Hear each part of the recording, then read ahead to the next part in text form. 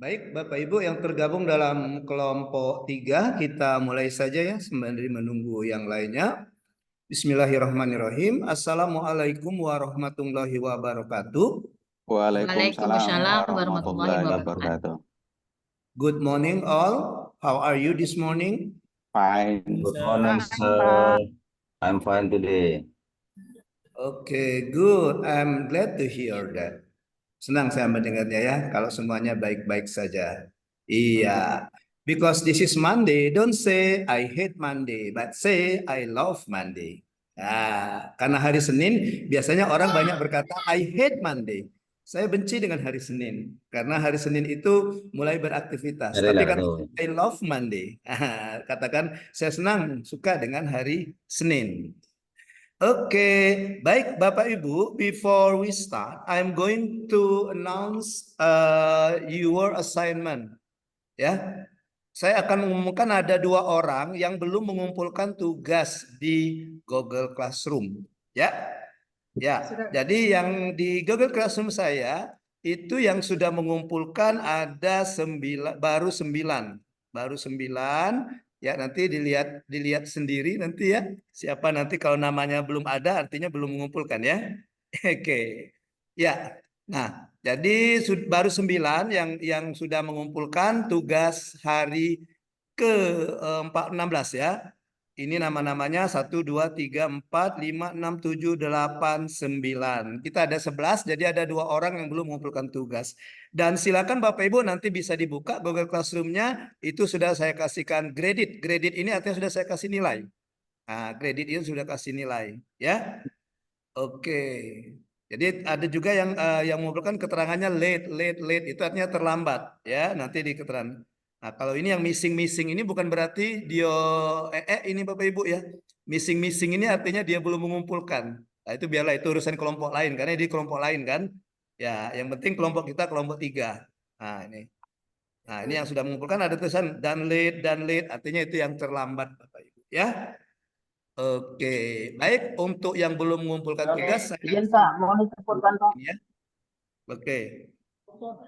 Dan ingat nanti dikumpulkan juga untuk tugas hari ini juga dikumpulkan juga di Google Classroom dan backupnya nanti dikumpulkan melalui WA dengan saya ya.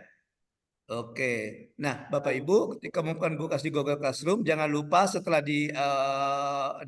dimasukkan filenya, disematkan filenya, jangan lupa untuk mengklik tulisan unsubmit atau unsubmit tulisannya. Nah, nanti kalau sudah tulisan submitted, submitted, tulisannya artinya itu sudah terkumpul. Kalau belum ada tulisan itu artinya belum terkumpul Bapak Ibu. Dia masih berupa draft. Artinya masih di tempat Bapak Ibu. Saya belum bisa melihatnya di Google Classroom saya. Ya, karena saya melihatnya di Google Classroom saya, di halaman saya sebagai teacher. Jadi beda nanti yang Bapak Ibu as students ya. Baik, Bapak Ibu ketemu lagi dengan saya kita di pembelajaran sinkronus kedua, agenda ketiga dari pelatihan kepemimpinan administrator angkatan ketiga pemerintah Kota Lubuk Linggau tahun 2024. Nah, Bapak Ibu hari ini adalah pertemuan hari yang ke-16 ya. Yang ke-16 kalau tidak salah. 16 apa 18 ya? 17 ya. Kayaknya yang ke-17 ya, 16 yang kemarin. Yang ke-17.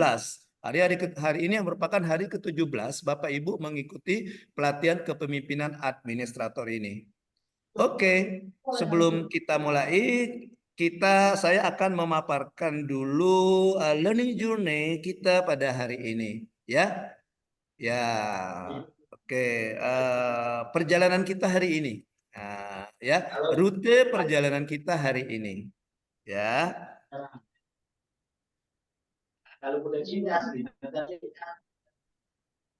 Ya, izin saya share screen Bapak Ibu. Ya.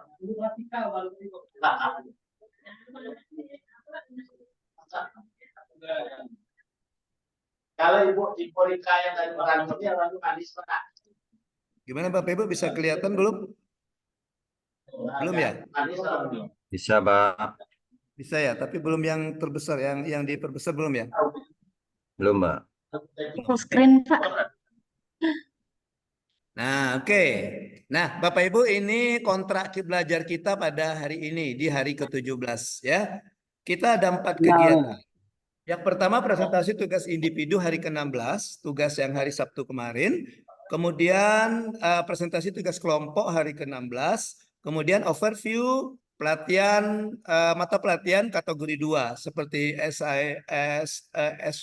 I told you on last Saturday bahwa pembelajaran kita mata pelatihan di agenda ketiga ini bisa kita kelompokkan dalam 3 kategori atau 3 rumpun atau 3 kelompok Bapak Ibu. Nah, hari ini fokus kita kepada kategori 2 atau kelompok 2. Ya, kelompok mata pelatihan di agenda ketiga ini. Kemudian yang terakhir kegiatan kita adalah penjelasan tugas asinkronus hari ke-17. Nah, ini teken kontrak kita hari ini Bapak Ibu. Iya. Siap untuk belajar Bapak Ibu? Are you ready? Yes, I am ready. Yes. Oke, sebelum yakin sudah siap? Oke, kita konsentrasi ya Bapak Ibu ya. Kita latih dulu konsentrasi. Saya punya teka-teki as usual seperti biasanya. Siap ya? Jawabannya tuliskan di kolom chat. Nah, ini dia. Ya. Kata kuncinya adalah ada 12 bulan dalam 1 tahun Bapak Ibu. 1 tahun ada 12 bulan. Bulan Januari Bu Rina ya, pergi ke Singapura. Bulan April Bu Rina pergi ke Ethiopia. Pertanyaannya, kemanakah Bu Rina pergi pada bulan September? Silakan dijawab. Cukup sebutkan tempatnya saja. Di mana? Kemana Bu Rina pergi pada bulan September? Kemana? Netherlands, Pak. Diketik saja Pak Masud. Silakan diketik. Kemana Bu Rina?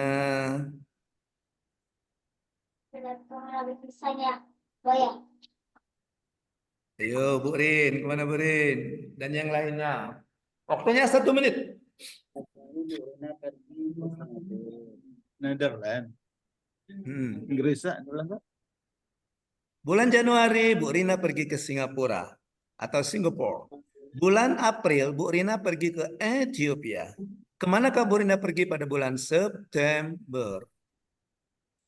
Norwegia, Pak. Sulaiman. Jangan terlalu dipikirkan Pak Sulaiman sampai garu-garu kepala itu Pak Sulaiman. Santai bro, slow. Oke, silakan dijawab. Belum ada ini yang menjawab, yang mengetik di chat, di kolom chat.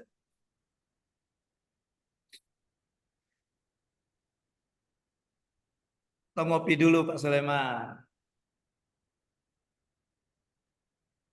Katik yang buatnya Pak, ditinggal ke uang rumah pergi. Aduh Pak Sulaiman. Tidak numpang ngopi di Pak Lawang, baik? Ah, jauh nian Pak. Katanya deket Pak, laju lagi kami lagi ngopi pagi-pagi. Lagi dipersilakan. New York Pak Masud. Ngopi, Pak. New York. I don't think so. Saya rasa belum Pak Masud. New York. Iya. Aduh, ya. Waktunya Thailand, Pak Sulaiman. Thailand. Kayaknya belum Pak Sulaiman. Bu Denny Malaysia belum Bu Den. belum. Oke Bapak Ibu. Sudah? Tidak ada lagi menjawab? Pak Henry belum jawab Pak Henry. Dia mikir, Pak.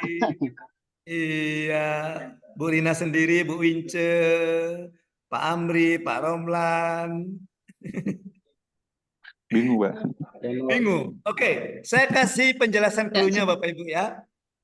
Coba ini. Clue-nya adalah ada 12 bulan dalam 1 tahun.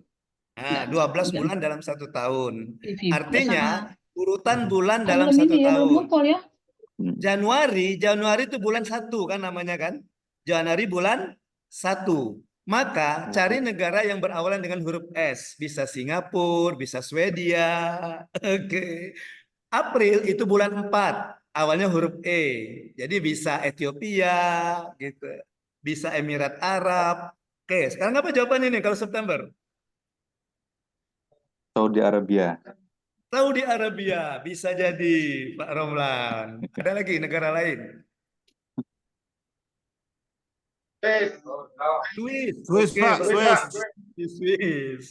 Iya, Swiss. Benar itu Pak Sulaiman. Oke, kayaknya Pak Sulaiman sudah dapat apa energi dari Pak Lawang ini, makanya bisa langsung tepat menjawab ini. Oke, gitu ya Bapak Ibu ya. Jadi jawabannya bisa Pak Sulaiman menjawab Swiss, oke. Pak Romlan tadi Saudi Arabia, oke. Bisa juga jawab kembali ke Singapura. Karena September itu bulan 9. Nah, 9 diawali oleh huruf S. Maka sebutkan saja negara yang berawalan dengan huruf S. Oke. Baik, kita kasih tepuk salut untuk Pak Sulaiman dan Pak Romlan yang menjawab benar. Tepuk salut. Salut, salut. Salut, salut.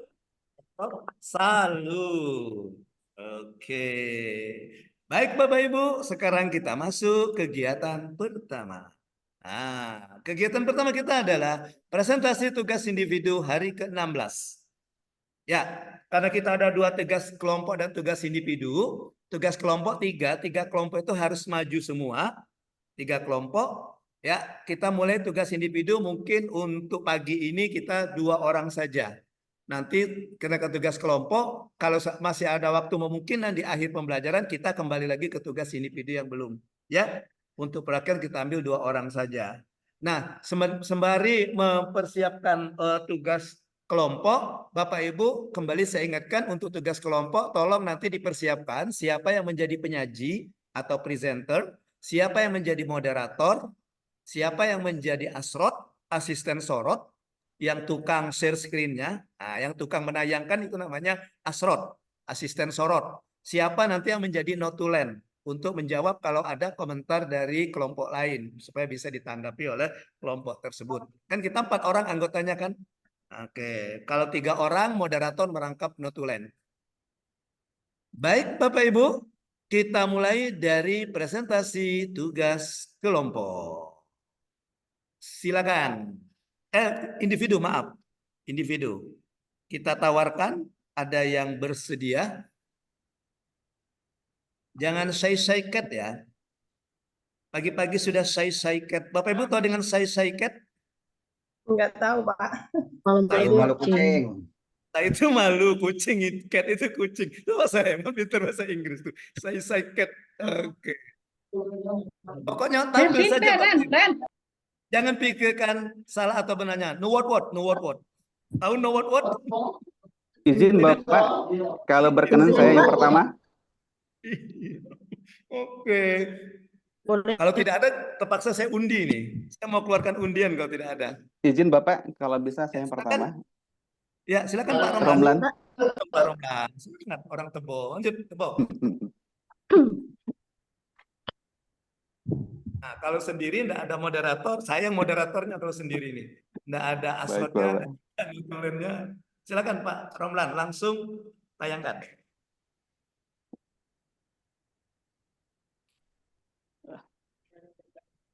Saya lagi coba apa Pak, share. Buka dulu filenya Pak Romlan, kemudian ya share screen, klik yang warna hijau. Nah, oke, sip. Silakan Bapak.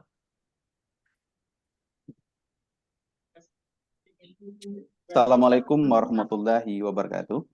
Waalaikumsalam warahmatullahi wabarakatuh. Yang saya hormati Coach Pak Aril, kemudian kawan-kawan peserta diklat PIM 3 yang berbahagia. Izin Bapak, saya coba saya mempresentasikan tugas saya yang yaitu penyusunan laporan keuangan pemerintah daerah. Saya hubungkan dengan akuntabilitas kinerja dan manajemen kinerja. Seperti Coach sampaikan tadi bahwa di agenda 3 ini ada 7 modul dan 3 kelompok, di mana untuk laporan keuangan ini berhubungan dengan manajemen risiko. Tetapi saya coba menghubungkan dengan kategori yang lain, kategori pindah kategori, yaitu menghubungkan antar laporan keuangan dengan akuntabilitas kinerja dan manajemen kinerja. Ya. Kemudian di sebelah ada foto Bapak, Ibu. Ini foto di BPK dalam penyampaian laporan hasil pemeriksaan BPK atas LKPD 2023, di mana ini merupakan bagi kami ini merupakan puncak tugas kami dalam penyusunan laporan keuangan. Alhamdulillah dalam penyampaian LHP tersebut Tebo mendapat opini WTP yang ke-9 berturut-turut. Di sini ada yang menarik Bapak Ibu. Ada foto PJ Bupati Bapak Farial Adi Putra, di mana sedikit saya pernah menjadi catatan saya, kalau sebelum beliau setiap rapat di rumah dinas tidak ada menu yang disajikan seperti menu yang disajikan oleh Bapak Farial ini. Kalau beliau ini semenjak beliau ini menjadi PJ Bupati, hampir setiap ada pertemuan di rumah dinas, menu ini disajikan. Menunya adalah pempek Palembang, pempek khas Sumsel. Artinya Bapak Farial itu asli orang Palembang, Bapak Ibu. Oh. Baik Bapak Ibu, seperti saya sampaikan tadi, tugas kami di di bidang akuntansi dan pelaporan, yaitu membuat laporan keuangan pemerintah daerah secara periodik dan disampaikan kepada pihak-pihak, baik itu ke provinsi, kemudian ke Kemendagri, ke Kementerian Keuangan, dan di akhir tahun laporan keuangan kita sampaikan ke BPK untuk diaudit. Sedikit saya sampaikan tentang definisi akuntabilitas kinerja. Akuntabilitas kinerja ini berhubungan dengan kewajiban bagi entitas, termasuk Pemda, bertanggung jawab atas kinerja dicapai. Ada 3 poin di sini yang menjadi perhatian. Yang pertama adalah kewajiban pertanggungjawaban, di mana entitas Pemda harus memberikan laporan yang jelas, akurat, mengenai hasil yang dicapai. Kemudian poin yang kedua adalah transparansi dan akuntabilitas, di mana informasi kinerja itu mudah diakses dan dipahami oleh publik. Sedangkan yang ketiga, mekanisme akuntabilitas. Ini berhubungan dengan menilai kinerja dan memberikan sanksi ataupun penghargaan jika diperlukan. Kemudian sekilas juga saya sampaikan definisi manajemen kinerja. Manajemen kinerja merupakan sistem untuk merencanakan, mengarahkan, mengevaluasi, dan mengembangkan kinerja individu dan kinerja organisasi. 4 poin di sini menjadi catatan. Pertama, perencanaan kinerja, di mana kita harus menetapkan tujuan, sasaran, tentunya yang jelas dan terukur. Kemudian, pemantauan kinerja, yaitu memantau kemajuan secara berkala, rencana susunan tujuan dan sasaran yang telah ditetapkan dan memberi umpan balik. Kemudian yang ketiga, evaluasi kinerja, yaitu pencapai tujuan ini kita beri penghargaan atau penghargaan atau sebaliknya hukuman, dan perlu ada tindakan perbaikan ke depannya. Kemudian yang keempat adalah pengembangan kinerja. Ini berhubungan dengan keterampilan pengetahuan untuk mencapai kinerja yang optimal. Kemudian saya coba menghubungkan, mencari benang merah antara akuntabilitas kinerja dengan penyusunan laporan keuangan. Di mana hubungannya adalah bahwa akuntabilitas kinerja ini bagaimana memastikan bahwa laporan keuangan yang dibuat itu mencerminkan kinerja yang sebenarnya dan dapat dipertanggungjawabkan. Poinnya adalah yang pertama, transparansi, di mana laporan keuangan transparan menunjukkan bagaimana dana publik yang digunakan dan dan apa hasil yang dicapai, berhubung dengan hasil yang dicapai. Kemudian yang kedua adalah akuntabilitas, di mana pemerintah daerah itu bertanggung jawab atas penggunaan dana publik dan hasil yang dicapai. Sedangkan yang ketiga adalah kejelasan, kemudian di mana laporan keuangan itu harus mudah dipahami dan mudah diakses oleh publik. Kalau hubungan antara manajemen kinerja dalam penyusunan laporan keuangan, di mana manajemen kinerja itu bisa membantu dalam mencapai target kinerja yang tertuang dalam laporan keuangan. Poinnya yang pertama adalah target kinerja, bahwa kita harus menetapkan target kinerja yang realistis, tentu dan terukur. Kemudian perencanaan, merencanakan kegiatan strategi untuk mencapai target yang telah kita tetapkan. Kemudian yang ketiga, memantau kinerja, memantau kemajuan secara berkala dan melakukan penyesuaian jika diperlukan. Dan yang terakhir adalah pelaporan, menyusun laporan keuangan yang akurat dan transparan. Seperti saya sampaikan tadi Bapak Ibu, tupoksi kami di bidang akuntansi dan pelaporan, yaitu membuat laporan keuangan pemerintah daerah. Oh iya Bu. Seperti yang penyampaian materi sebelumnya Ibu Milda, kita coba mencari penyakit yang ada di bidang kita, di OPD kita. Maka kami coba mengidentifikasi persoalan-persoalan dalam penyusunan laporan keuangan di tempat kami. Di sini kami coba kami menemukan empat penyakit, 4 permasalahan dalam proses penyusunan laporan keuangan. Yang pertama adalah keterbatasan SDM. Keterbatasan SDM ini ada dua poin di sini. Yang pertama adalah tenaganya yang kurang. Bahwa di kami di bidang akuntansi dan pelaporan hanya 7 pegawai, 4 PNS, 3 honorer. Di mana tadi kami sampaikan bahwa kami membuat laporan konsolidasi gabungan laporan keuangan pemerintah yang laporan keuangan OPD, BLUT, menjadi laporan konsolidasi, menjadi laporan keuangan pemerintah, menjadi laporan keuangan pemerintah daerah. Di mana kami mempunyai 41 OPD dan 21 BLUT. Tentu dengan SDM 7 orang ini kurang di dalam mengkonsolidasikan laporan dalam proses konsolidasi laporan keuangan. Itu yang pertama. Yang kedua, pengetahuan, kompetensi dan pengetahuan yang harus dikembangkan secara berkala. Kemudian poin yang kedua, persoalan yang ada di kami, yaitu pergantian aplikasi, di mana di tahun 2024 ini kita menggunakan seluruh Pemda, bukan kami saja, menggunakan aplikasi SIPD RI yang sebelumnya SIPD Kemendagri. Setelah kami identifikasi, ternyata SPD RI ini belum sempurna, di mana masih ada persoalan-persoalan, diantaranya adalah ada beberapa laporan keuangan yang tidak muncul, yang tidak bisa kita eksekusi di sana. Kemudian adanya tidak sinkron angka di antara masing-masing laporan keuangan ini. Maka salah satu langkah yang kami lakukan itu perbuatan laporan keuangan manual.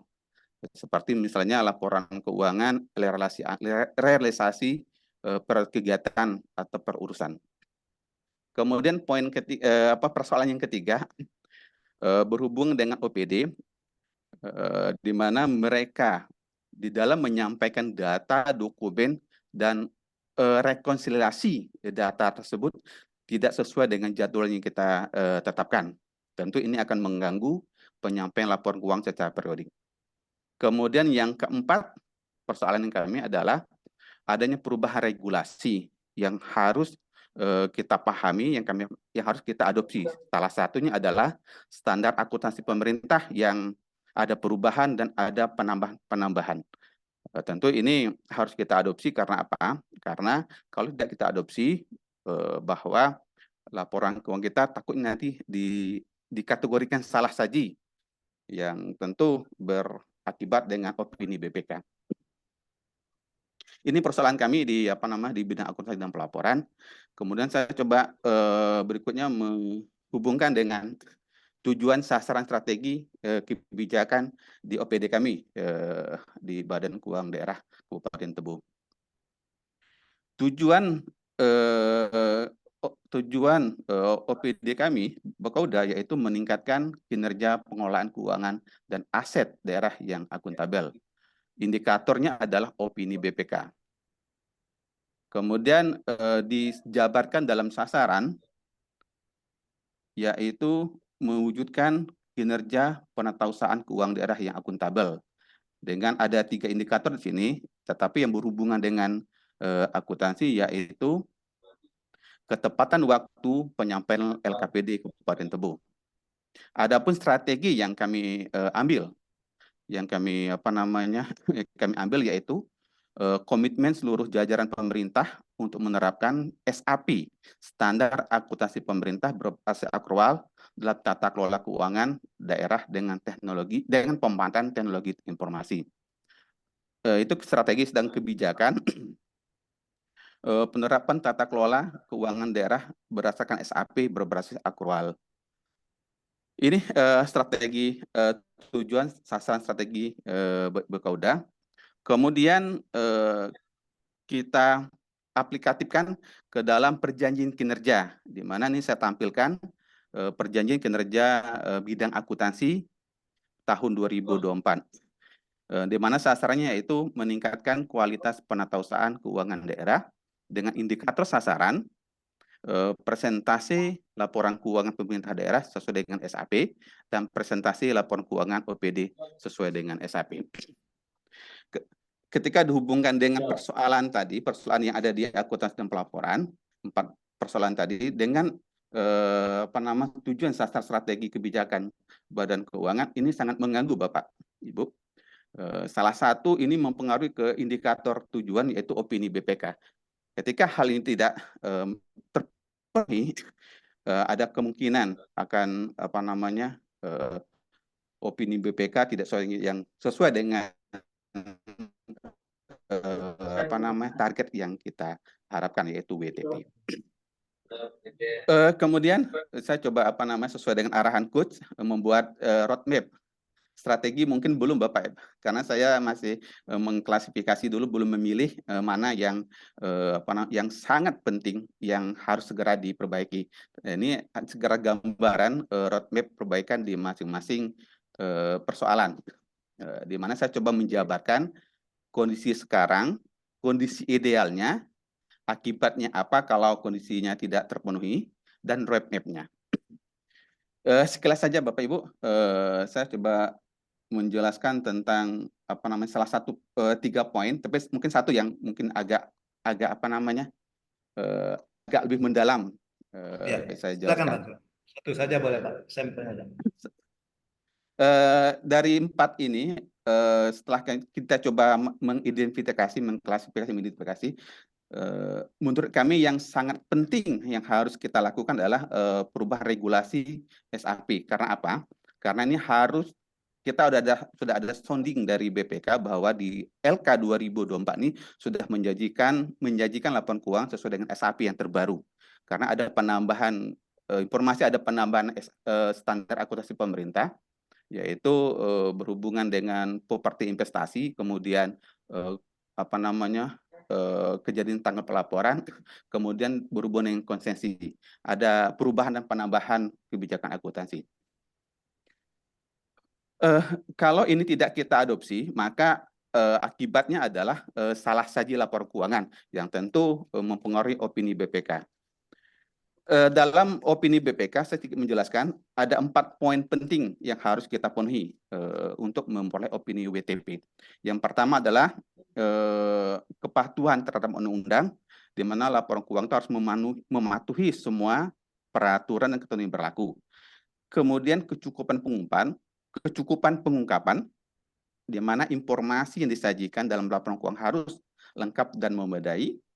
Kemudian efektivitas sistem pengendalian internal, di mana sistem pengendalian internal ini yang harus efektif dan sangat penting untuk memastikan bahwa transaksi dicatat dengan benar, dan mencegah terjadinya kesalahan dan kecurangan. Dan yang keempat, kesesuaian dengan SAP, standar akuntansi pemerintah, di mana laporan keuangan harus disusun sesuai dengan standar akuntansi berlaku, tentu berhubung dengan pengakuan, pengukuran, pengungkapan transaksi. 4 poin inilah menjadi dasar BPK memberi opini WTP. Kondisi idealnya seharusnya adanya perubahan SAP yang sudah mengadopsi penambahan perubahan SAP yang akan diterapkan, tentu dalam bentuk peraturan di daerah. Kalau SAP biasanya dibuat dalam bentuk peraturan bupati tentang kebijakan akuntansi pemerintah. Kemudian di sini ada roadmap. Saya coba menjelaskan roadmap. Saya mencoba menggambarkan 9 langkah dalam pembuatan peraturan bupati tentang kebijakan akuntansi.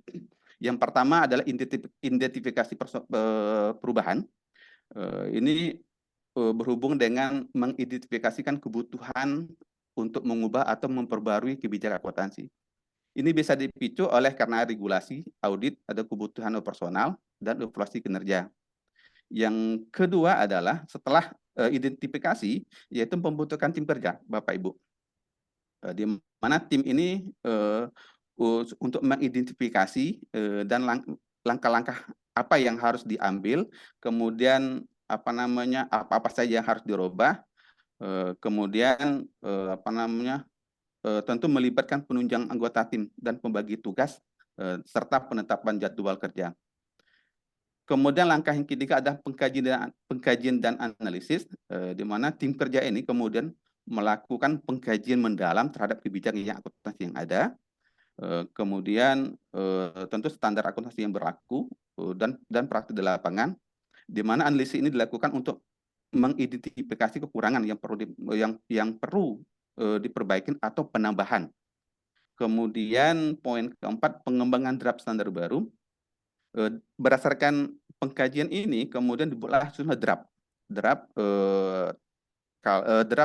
kebijakan akuntansi yang baru yang tentu sudah mengadopsi SAP yang terbaru atau perubahan SAP. Setelah draft ini jadi, kemudian dilakukan revisi dan finalisasi. Langkahnya adalah draft ini diberikan kepada pemangku kepentingan, pihak-pihak yang mempunyai kepentingan dengan kebijakan akuntansi untuk memberi masukan untuk mendapat masukan dan tanggapan. Bisa jadi ini sekali atau berkali-kali sesuai dengan kebutuhan. Kemudian baru dipinalisasi menjadi draft final dalam pembuatan kebijakan akuntansi. Langkah berikutnya adalah pengesahan. Pengesahan ini merupakan puncak dari, saya pikir ini puncak dari semua kegiatan ini, karena ini poin pentingnya di pengesahan ini, di mana setelah draft ini dibuat, maaf Ibu hilang.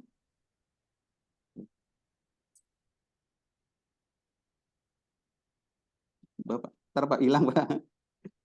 Kenapa, Pak? Udah hilang di layar saya. Kemudian poin ke-6 itu pengesahan, ini merupakan puncak dari kegiatan ini, karena ini merupakan berhubungan dengan peresmian peraturan, di mana setelah draftnya final tentu kita harus mengesahkan disahkan oleh Bupati, tentu melibatkan peninjauan akhir oleh tim hukum terkait memastikan kepatuhan terhadap regulasi. Biasanya sekarang proses dalam pembuatan peraturan Bupati atau Perda harus harmonisasi dengan Kemenkumham dan dievaluasi oleh Biro Hukum Provinsi. Kalau memang sudah disahkan, langkah berikutnya adalah mensosialisasikannya kepada kepada semua pihak terkait. Ini bisa dilakukan dalam melakukan seminar misalnya, workshop, pelatihan, atau distribusi dokumen peraturan kepada pihak-pihak terkait tersebut. Tujuannya adalah untuk memastikan bahwa semua pihak memahami kebijakan baru dan siap untuk menerapkan dalam praktiknya. Langkah berikutnya implementasi, di mana ini melibatkan penerapan kebijakan akuntansi baru dalam penyusunan laporan keuangan, baik itu laporan keuangan OPD maupun laporan keuangan konsolidasi laporan keuangan LKPD. Setelah poin berikutnya itu evaluasi dan pelaporan. Setelah kebijakan baru ini diimplementasikan, tentu perlu dievaluasi, dilakukan untuk menilai efektivitas dan kepatuhannya. Itu saja Pak, pemaparan saya. Mohon masukan dari Coach dan Bapak Ibu peserta yang ada di kelompok 3 ini. Terima kasih. Wassalamualaikum warahmatullahi wabarakatuh. Waalaikumsalam warahmatullahi wabarakatuh. Baik, terima kasih kepada Pak Romlan. Mungkin langsung saja saya kasih umpan baliknya ya, feedbacknya. Ya, Pak. Ya, Bapak Ibu ya, karena kita masih ada, setelah ini kita kelompok. Mungkin untuk individu cukup satu saja sampelnya Pak Romlan ya. Nanti kita lanjutkan setelah diskusi kelompok kalau masih ada waktu. Ya, terima kasih ke Pak Romlan. Saya sangat salut dengan yang Pak Romlan ini. Artinya yang Pak Romlan paparkan ini sudah sangat jelas ya. Nah, nanti kalau seandainya nanti sudah ketemu coach dan mentor, sepertinya yang Pak Romlan ini sudah siap untuk menjadi suatu aksi perubahan nanti. Kalau saya melihatnya. Kenapa? Karena paparan Pak Romlan ini sudah sistematis. Sudah sistematis, ya, di mana coba Pak Romlan lihat yang slide ke berapa? Sebelumnya ada slide kan? Sebelum. Ke atas Pak. Scroll ke atas Bapak. Nah, itu. Lagi Pak. Scroll ke atas. Ya, ke atas Pak. Ke atas. Sudah Ya, habis, ke atas. Scroll ke atas, Pak. Di slide keberapa itu lupa saya tadi. Oh ya. Belum kelihatan, Pak. Ini? Nah, lagi ya, ke atasnya lagi, Pak. Atasnya lagi. Atas. Ya, Ini, pas Pak. di atasnya itu, Pak. Ini? Yang slide sebelumnya. Slide sebelum ini, Pak. Saya urut dari atas, Pak ya. Ini. Ya. Oke, coba ulang lagi, Pak. Jadi hilang, Pak. Ya. Oh iya, Diulang lagi, Pak. Diulang lagi, Pak. Ya. Siap, Pak. Ini lagi Ya. apa? Saya coba apa? Ya, ini permintaan Bu Pavip. Kata Bu Pavip diulang lagi. Oke. Ini judul, Pak. Ini judul. Ya, terus ke bawah lagi, Pak. Ke bawah lagi. Scroll ke bawah. Pada mau dia. Ke slide nomor 5, kalau nggak salah 6 apa 7 itu, sekitar itulah Pak. Iya Pak, saya coba. Judul ini kedua, Ya. ketiga, keempat, lagi kelima, terus. keenam. Ya, yang ini Pak. Setelah ini Pak, stop. Oh yang ya. bawahnya. Yang ini Pak, bawa lagi Pak. Nah ini Oh Pak. ya. Nah Bapak Ibu ini yang saya minta ini betul sekali Pak Romlan ini, karena seperti saya katakan di awal Bapak Ibu bahwa ya amanah yang disampaikan dari PK ini adalah bagaimana Bapak Ibu meningkatkan kinerja organisasinya untuk menjadi pemimpin yang mengubah atau meningkatkan atau menaikkan kinerja organisasinya. Oleh karena itu, perlu sekali Bapak Ibu untuk melihat kinerja selama ini. Nah, seperti yang dibuat oleh Pak Ramlan ini kan sudah dipaparkannya bahwa kinerja di tempat dia di Badan Keuangan Daerah Kabupaten Tebo itu seperti ini. Nah, sehingga dari sini bisa kita tahu, oh, kinerja apa yang mau ditingkatkan. Tadi Pak Romlan juga sudah menjelaskan bahwa ada kinerja yang menurut Pak Romlan yang mau ditingkatkan ke depannya nanti dengan melihat tusi Bapak Ibu, bidang Bapak Ibu. Nah, sehingga baru yang sebelahnya Pak, yang bawahnya, coba bawah Mas. Nah, sehingga bisa membandingkan kondisi yang sekarang dengan kondisi ideal. Nanti akan munculnya gap. Ya, bahkan munculnya gap. Jadi ini kondisi sekarang dibandingkan kondisi ideal akan munculnya gap. Di sini Pak Romlan sudah bagus, sudah ada 4 gap, pendapat gap. Nah, tadi Pak Romlan mengatakan di paparan belum memilih, tapi ketika Pak Romlan mengatakan yang keempat, sepertinya Pak Romlan milih yang keempat deh ini. Cuma belum analisisnya belum nampak ya Pak ya. Nah, nanti dianalisis saja menggunakan USG atau menggunakan APKL yang simple saja Pak Romlan. Nah, jadi dapatlah yang 4. Nah, dapat yang 4 dan juga kalau saya lihat ini sudah strategi Pak. Nanti secara tersirat yang Pak Romlan ini sudah ada strateginya. Ya, strateginya adalah menyusun ulang atau membuat regulasi tentang SHP ini, Pak ya. Ya, di mana regulasi yang sudah ada bisa jadi ya ditinjau kembali, mungkin ada perbaikan. Nah, jadi kalau kita ambil kesimpulan seperti menurut Pak Romlan dari paparan beliau ini, Pak Romlan berpendapat bahwa kinerja yang menurun itu penyebabnya adalah regulasinya belum up to date atau belum ada regulasi. Saya belum tahu pasti apakah belum up to date atau belum ada regulasi. Pak Romlan yang lebih tahu kan? Nah, sehingga bisa menyusun strateginya. Oh, kalau begitu, karena penyebabnya itu regulasi, maka strateginya itu tadi. Kita review kembali, tinjau ulang regulasi, atau kita membuat regulasi baru. Nah, gitu. Dengan adanya itu, baru, dan juga termasuk roadmap-nya. Nanti, kalau yang ini nanti disetujui jadi aksi perubahan Pak Romlan, ini bisa jadi milestone namanya istilahnya itu. Ya, ini bisa jadi pentahapan. Jadi ini sudah pentahapan Pak Romlan 9 ini sudah masuk, di mana ada perencanaannya, di mana ada aktual kan POAH kan, planning, organizing, Iya. updating, controlling. Nah, jadi yang Iya. Pak Romlan ini perencanaan sudah ada. Identifikasi perubahan dan pembentukan tim kerja itu dari segi perencanaan. Nah, pelaksanaannya pengkajian, pengembangan, revisi, pengesahan, sosialisasi, implementasi. Dan poin ke-9 yang monefnya, evaluasinya. Nah, gitu. Jadi, apa yang disusun oleh Pak Romlan ini bagus sekali. Nanti silakan diteruskan saja Pak Romlan. Mudah-mudahan ini disetujui Pak. oleh coach dan mentor. Pak Romlan jadi Amin. tinggal sudah dapat langkah awal untuk memulai aksi perubahan nanti. Nah, gitu. Ya, betul sekali Pak Romlan. Jadi ini hubungannya ke kalau yang atas tadi kan itu hanya bersifat teori ya, apa itu kinerja, bagus bagus juga memaparkan itu. Jadi menambah wawasan kita kan, apa itu kinerja, apa kita akuntabilitas kinerja gitu ya. Oke, cuma Pak Romlan ada sedikit koreksi saya yang atas tadi. Ya, Pak. Yang paling atas coba Pak. No, ke atas lagi Pak coba. Lagi. Pak. Lagi Pak. Nah, ini Pak stop. Lagi Pak. Sedikit saja koreksi saya. Bawahnya lagi Pak. Nah, sedikit saja Pak Romlan, kalau akuntabilitas itu bahasa Inggrisnya accountability, Pak. Nah, kalau responsibility itu responsibilitas. Jadi yang membedakannya itu, Oh, Pak, siap. kalau responsibilitas itu asalnya dari dalam diri kita. Nah, Oh, ya. artinya kita sendiri, kita yang bertanggung jawab. Tapi kalau akuntabilitas itu karena ada dorongan dari luar.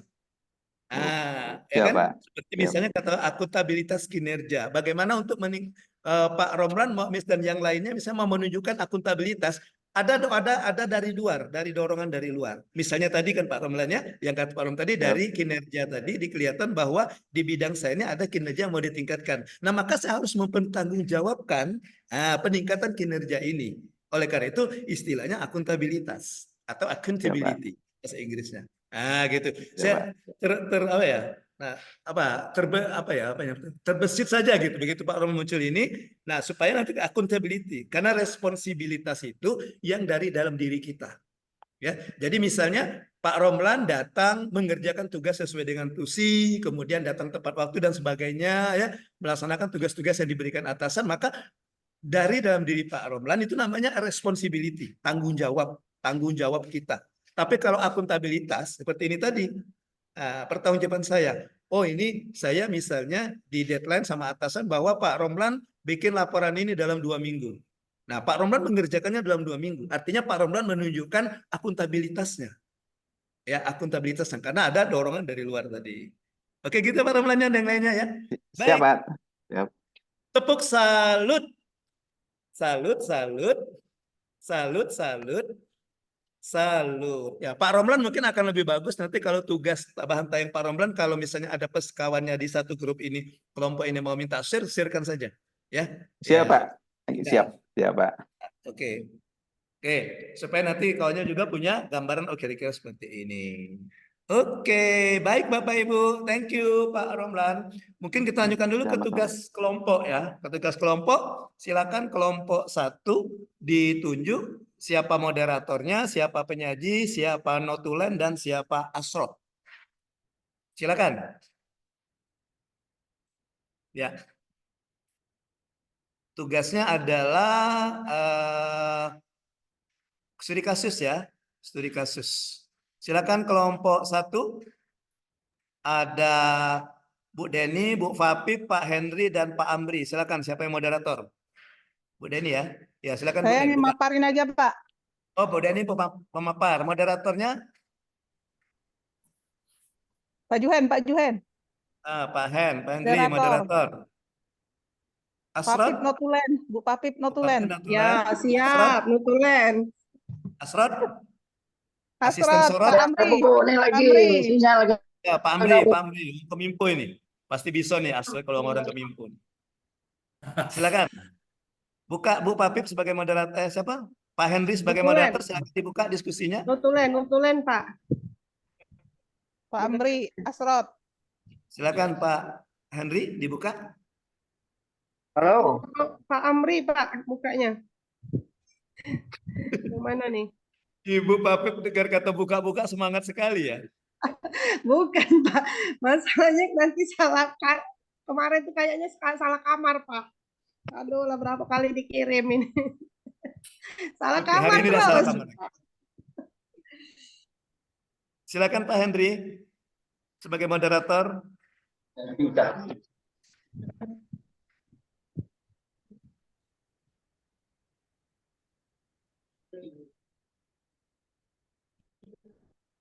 Ini Pak. Ibu, Ya, silakan. Ibu Deni. Ya Pak, moderator Pak. Buka, Pak Henry Pak. moderator. Buka diskusi, jalannya diskusi.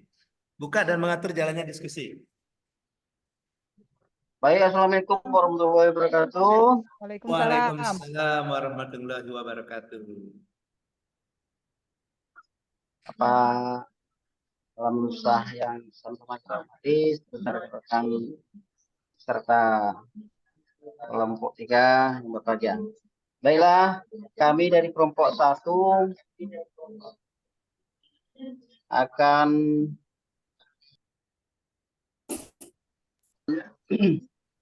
yang dengan waktu ini langsung saja Pak.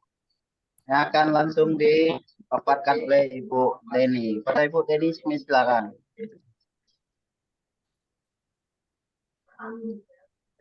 Pak Amri, share Pak Amri. Share dulu Bu, izin Bu.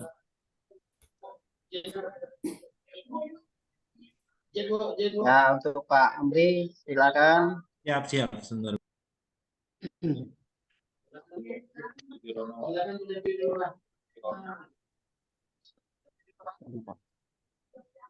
Sama.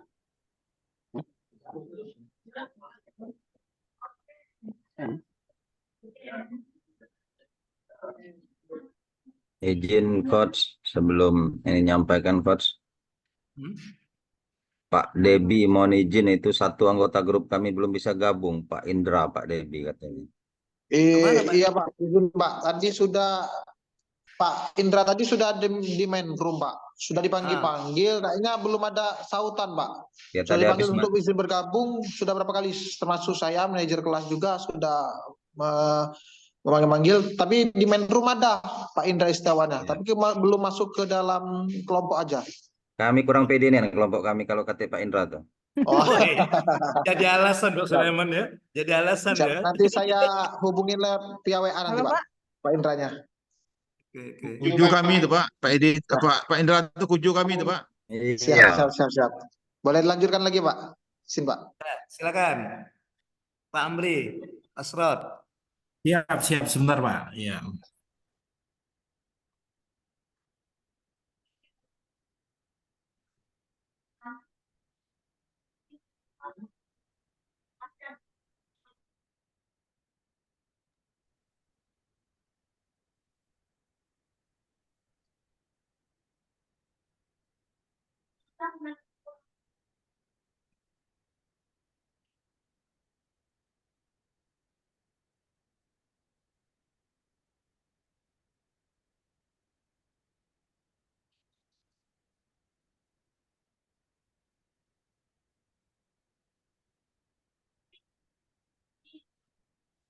Baiklah Pak. Assalamualaikum warahmatullahi wabarakatuh. Selamat pagi.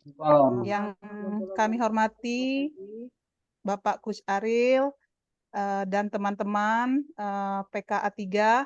Baiklah, kami dari kelompok 1 akan memaparkan tugas kami yang terdiri dari Pak Juhendri, saya sendiri, Deni Endriani, Ibu Papip Fortuna, dan Pak Muhammad Amri. Analisis kasus terkait pelaksanaan manajemen kinerja ini kami angkat pada Dinas Lingkungan Hidup yang memiliki kinerja yang rendah.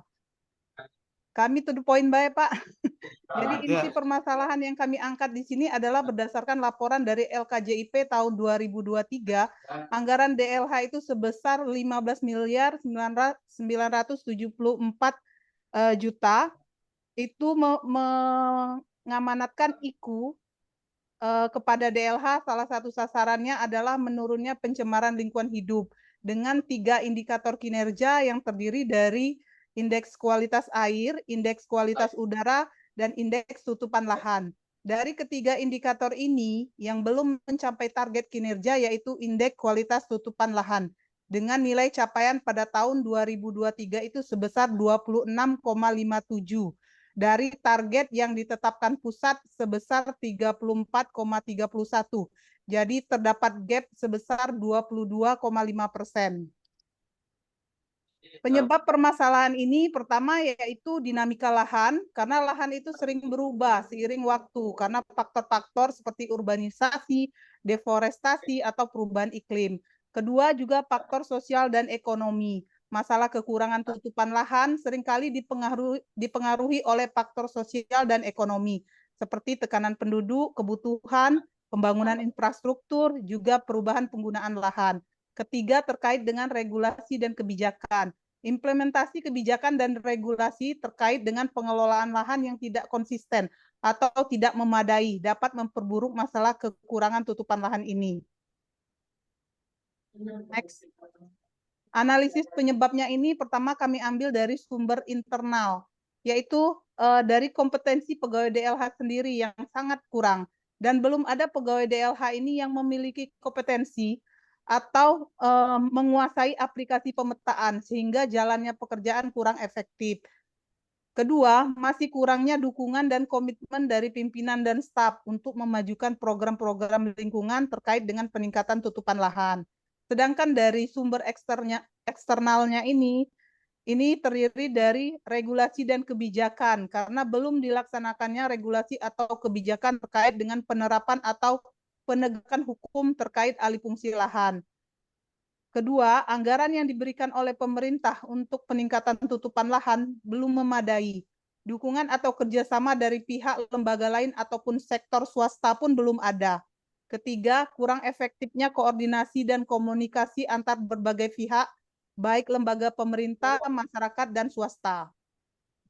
Next. Gagasan inovatif untuk menyelesaikan masalah-masalah di atas, yang pertama kami ambil yaitu 1. Akan melakukan delineasi peta dan pemantauan ulang terkait kesediaan tutupan lahan di Kota Lubuk Linggau. 2.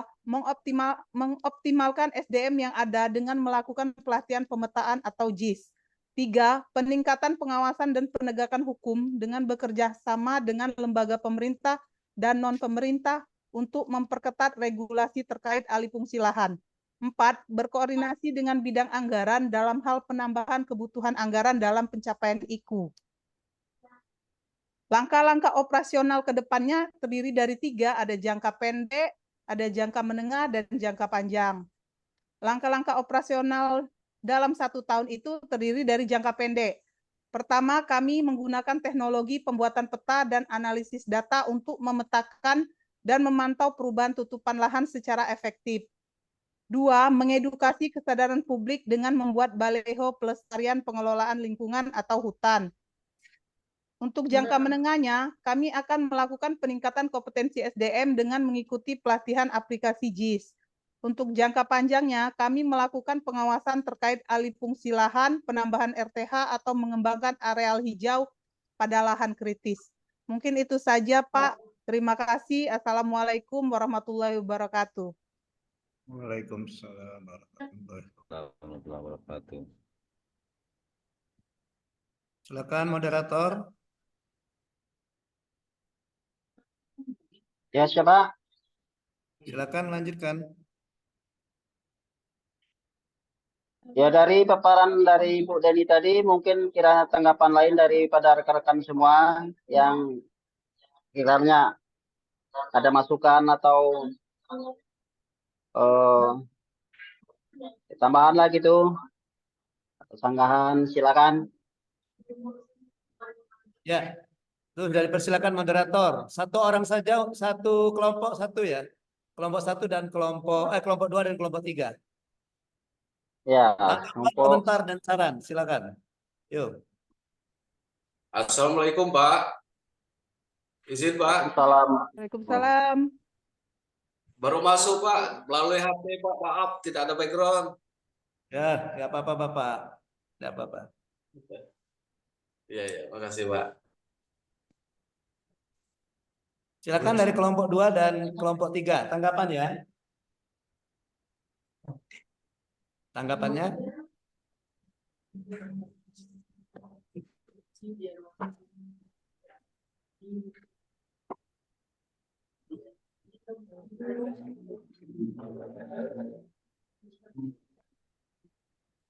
Silakan rekan-rekan kelompok 2 dan 3 untuk memberi tanggapan.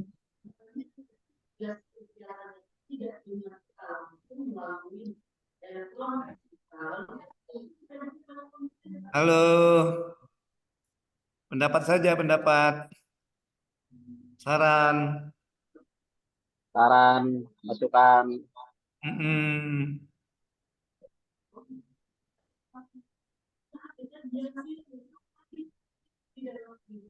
Kalau nggak ada, lanjut ke kelompok 2, Pak. Harus ada. Paling tidak satu-satu. Iya.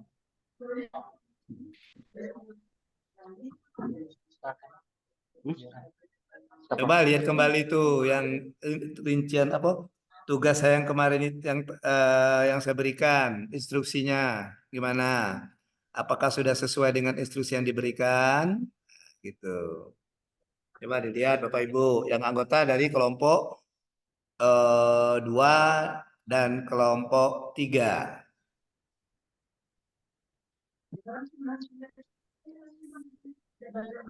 Bapak izin, saya coba menanggapin dari kelompok 3. Oke, silakan Bapak dari kelompok 3. Terima kasih.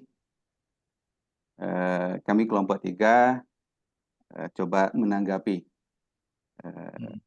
paparan dari kelompok 1.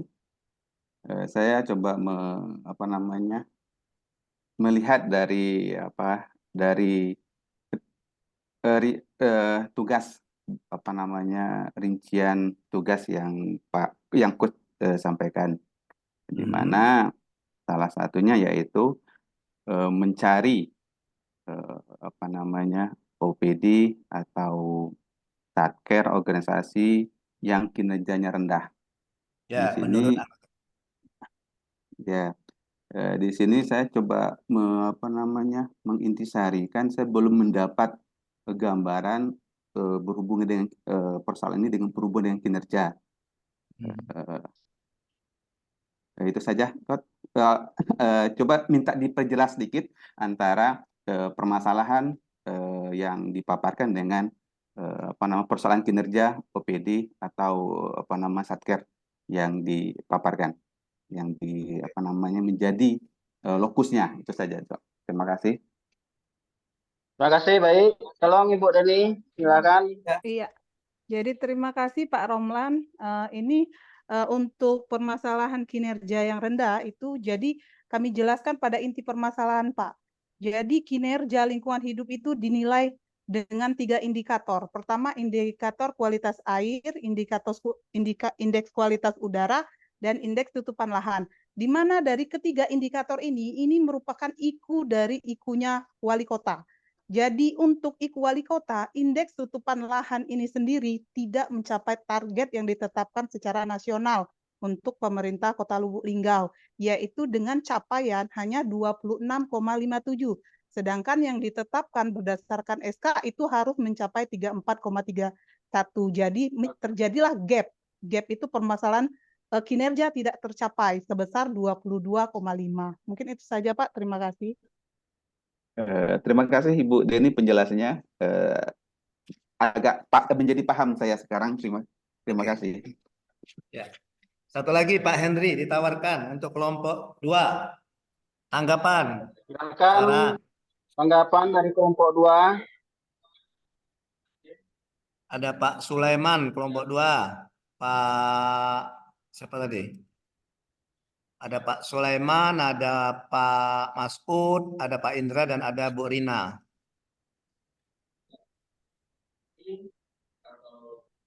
Silakan Pak Masud, Pak Sulaiman, Bu Rina, Pak Indra. Diwakilkan kan Ya. dengan Pak Masud yang diwakilkan nih. Pak Sulaiman. Baik, Saya- saya dari kelompok 2, Pak. Baik, Pak. Assalamualaikum warahmatullahi wabarakatuh. Waalaikumsalam. Saya dari kelompok 2 akan menanggapi sedikit. Jadi kalau judulnya itu yang rendah saja, Pak. Yang rendah saja, Pak. SDM rendah. Saya lupa tadi, Pak.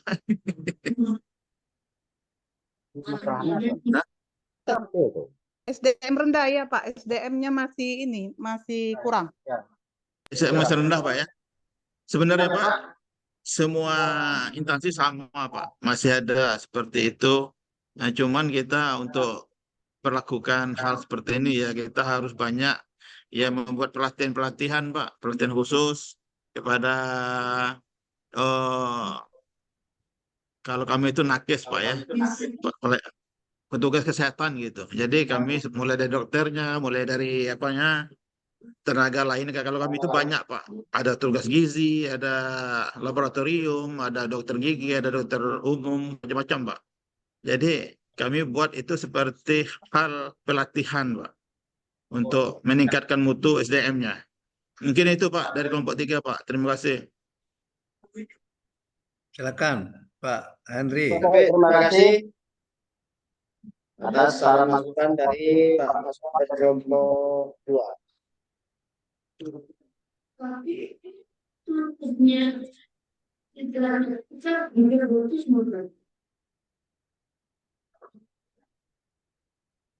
Silakan ditanggapi dulu Silakan kelompok Ibu. kelompok 1. Ibu. Ya, silakan Bu. Bu Baiklah Deni. Pak, baiklah Pak, terima kasih Pak Masud. Jadi memang Pak, masalah SDM ini Pak, dari tahun ke tahun ini yang menjadi isu juga di DLH Kota Lubuk Linggau.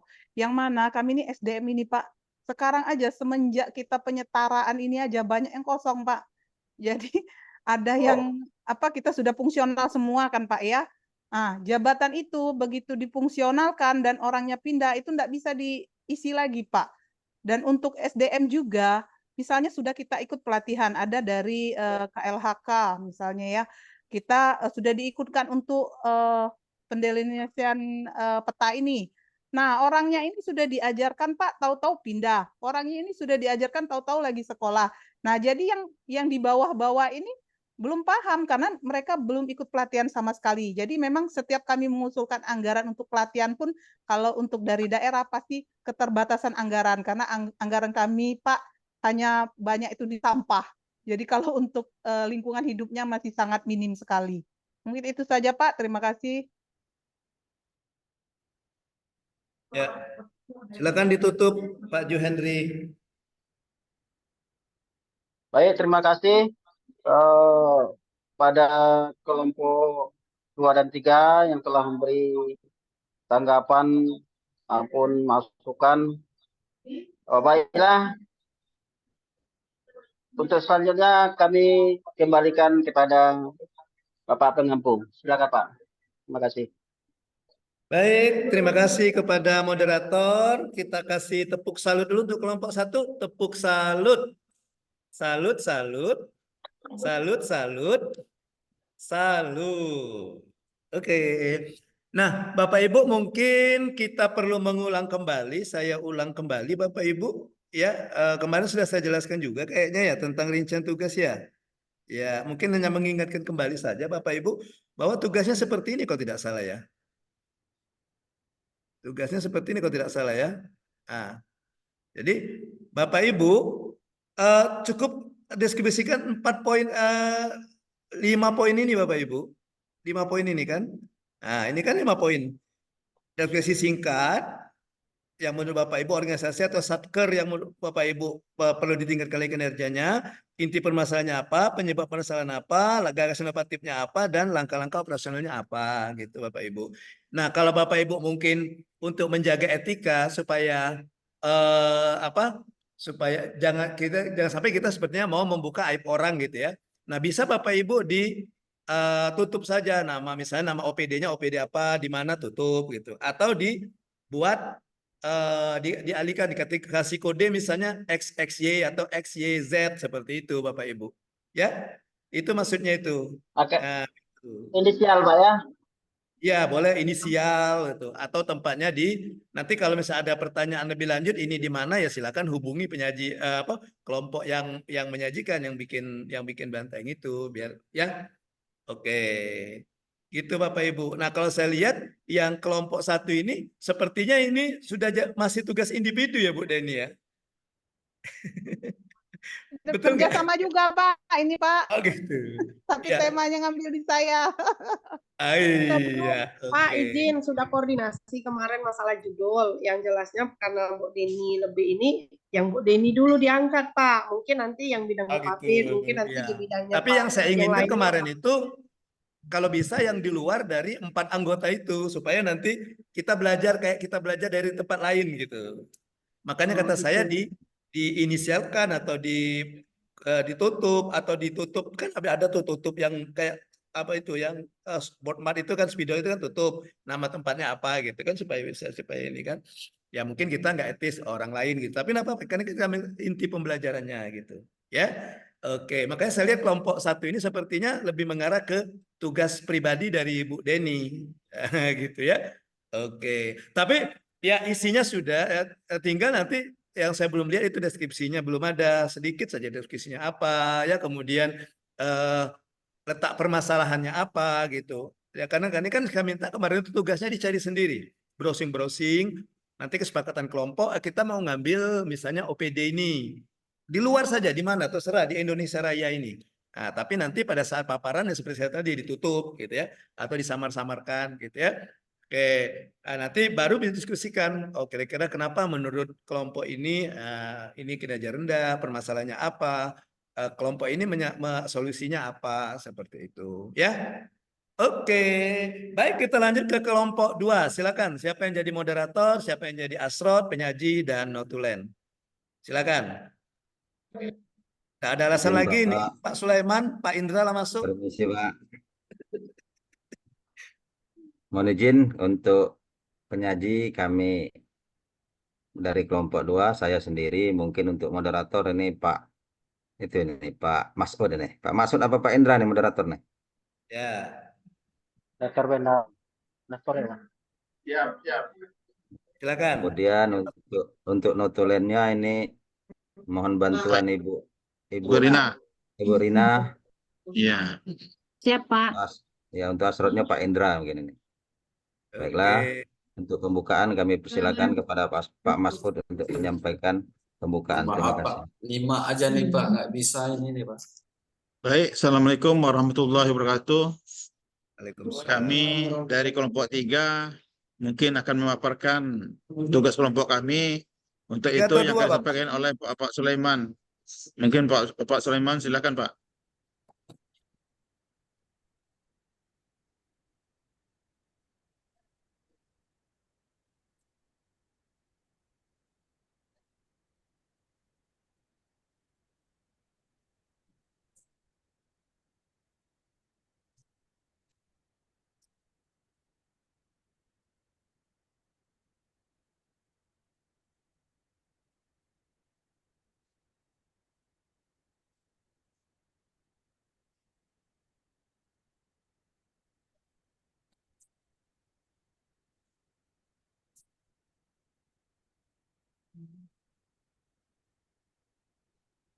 Silakan Pak Halo, Sulaiman. apakah terlihat?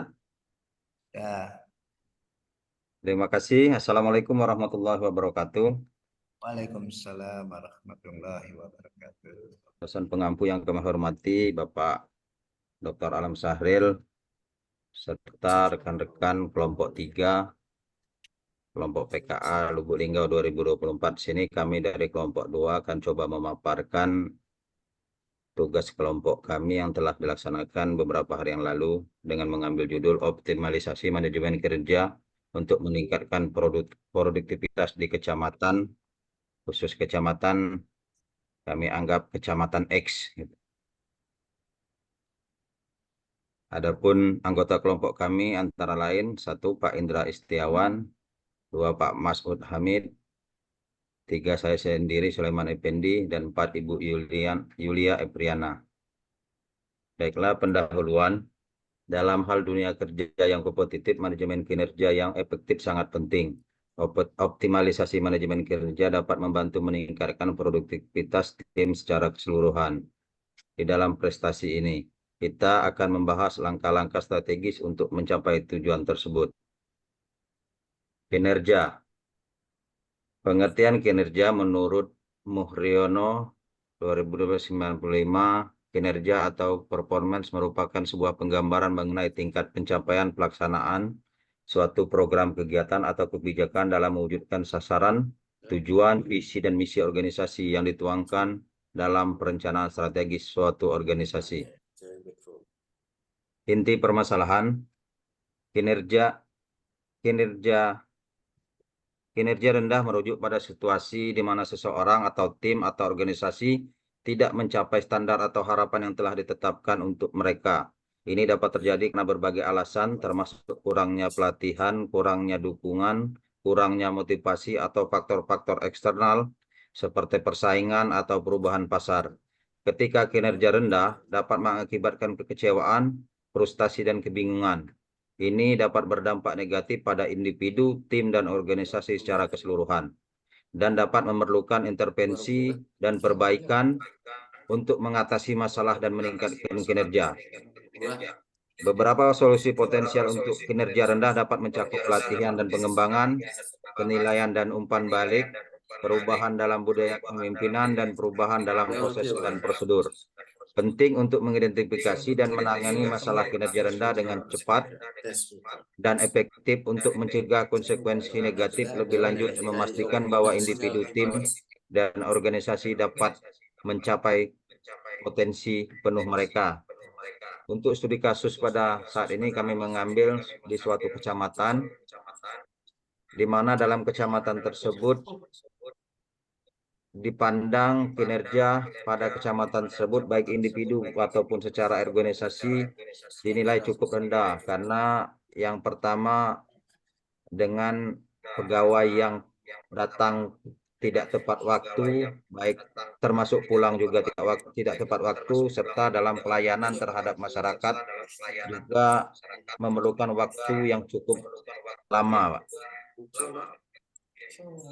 Selanjutnya, penyebab kinerja rendah. Seperti yang kami sampaikan di depan tadi, kinerja rendah dapat disebabkan oleh berbagai faktor antara lain. 1. Kurangnya pelatihan dan pengembangan. 2. Kurangnya dukungan atau motivasi. 3.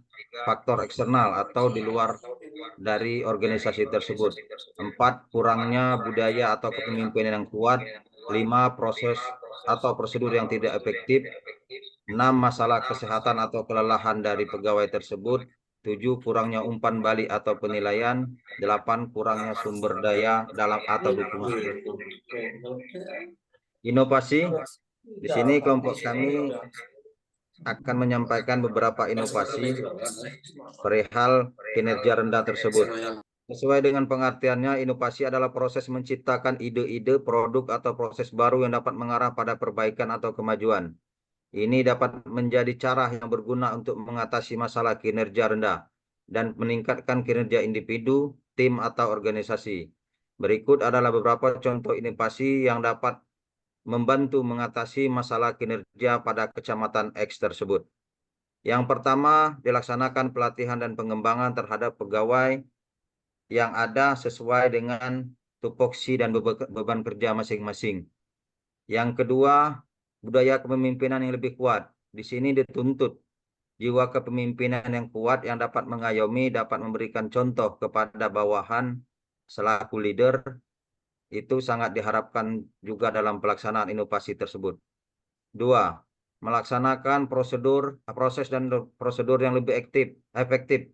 Mungkin dibuatkan semacam petunjuk-petunjuk teknis dalam pelaksanaan proses dan prosedurnya. Selanjutnya perlu dilaksanakan umpan balik dan penilaian. Mungkin leader juga perlu melakukan umpan balik atau penilaian terhadap kinerja bawahannya. Kalau seandainya memang kinerja rendah, sebaiknya diberikan umpan balik yang rendah dan diberikan penilaian yang sesuai dengan batas pekerjaan mereka. Selanjutnya perlu juga inovasi sumber daya dukung yang lebih banyak. Karena salah satu penyebab kinerja rendah tersebut sumber daya yang tidak memadai. Karena saat ini kebanyakan pegawai-pegawai yang ada di kecamatan tidak sesuai dengan background pendidikan mereka. Jadi otomatis sumber daya juga sangat rendah, ditambah lagi kurangnya pegawai yang ada di kecamatan. Rata-rata pegawai milihnya di kota, tidak mau di kecamatan ini, Pak. Rata-rata pengen di tempat yang enak, apalagi kecamatan yang jauh dari kabupaten, sudah barang tentu akan kekurangan sumber daya dan dukungan. Selain sumber daya manusia, mungkin dukungan dari pemerintah daerahnya terhadap kecamatan juga agak dikesampingkan. Karena walaupun di kecamatan itu merupakan SKPD, tapi kalau kami menilainya kecamatan itu ada SKPD setengah hati atau SKPD banci katanya. Setengah. Selanjutnya perlu kolaborasi dan kerja tim. Jadi kolaborasi dan kerja tim memang sangat diperlukan. Kembali camat selaku leader harus mampu mendirikan atau membentuk kolaborasi terhadap tim-tim kerja di bawah untuk dalam rangka perbaikan kinerja tersebut. Selanjutnya juga inovasi teknologi dan alat baru. Seperti yang kami sampaikan tadi, karena kecamatan dianggap SKPD yang mungkin setengah hati, teknologi dan alat-alat baru juga kayaknya jarang yang sampai ke kecamatan. Jadi itu salah satu indikator yang menyebabkan kinerja juga rendah. Jadi perlunya komitmen pimpinan mungkin agar menyampaikan ke kabupaten atau instansi pusat agar teknologi-teknologi yang ada di kecamatan juga tidak ketinggalan seperti teknologi-teknologi yang ada di SKPD di kabupaten. Selanjutnya inovasi terakhir kebijakan insentif yang lebih baik. Ya, sama-sama kita ketahui salah satu penyemangat kerja pegawai adalah insentif atau tunjangan kesejahteraan yang ditingkatkan.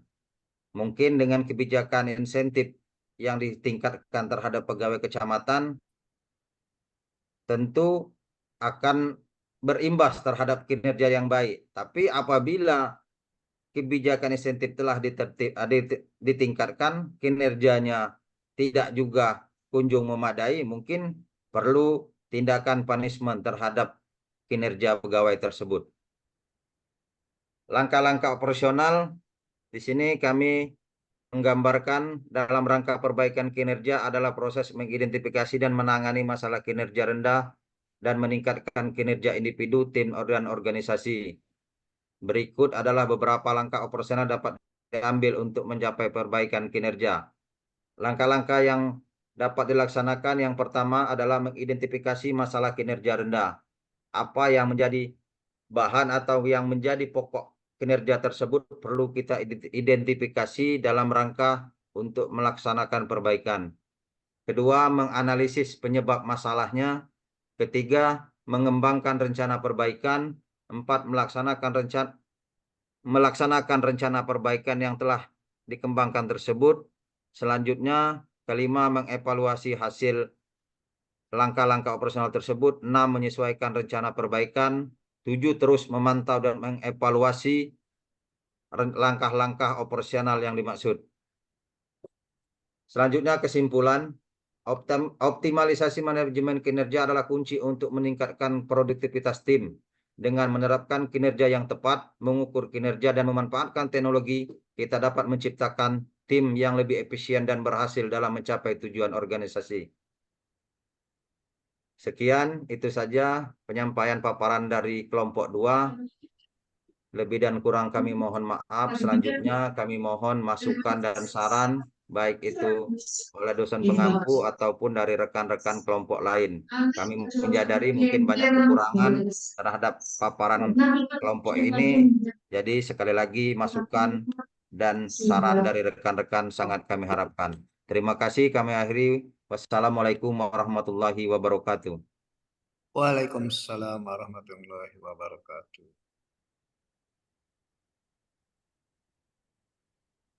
Silakan moderator. Suaranya belum Pak Mas'ud. Baik, Assalamualaikum warahmatullahi wabarakatuh. Jadi saya tambahkan sedikit Pak, memang benar kata Pak Sulaiman tadi, memang petugas-petugas kita itu memang menumpuk di ibu kota kabupaten dan ibu kota kecamatan. Jadi tidak ada yang mau ditugaskan di tempat terpencil Pak. Nah itu dasarnya Pak. Untuk itu kami harap tanggapan daripada kelompok 1 dan 3. Silakan Pak. Ibu-ibu. Silakan tanggapannya Pak. Silakan 1 dan 3. Kelompok 1, Ya, kelompok 1 3. dan 3. Ya Pak, Satu tanggapan, satu tanggapan. saya mau menanggapi Pak. Ya, silakan Silakan Ibu. Bu. Assalamualaikum warahmatullahi wabarakatuh. Terima kasih Pak Masud.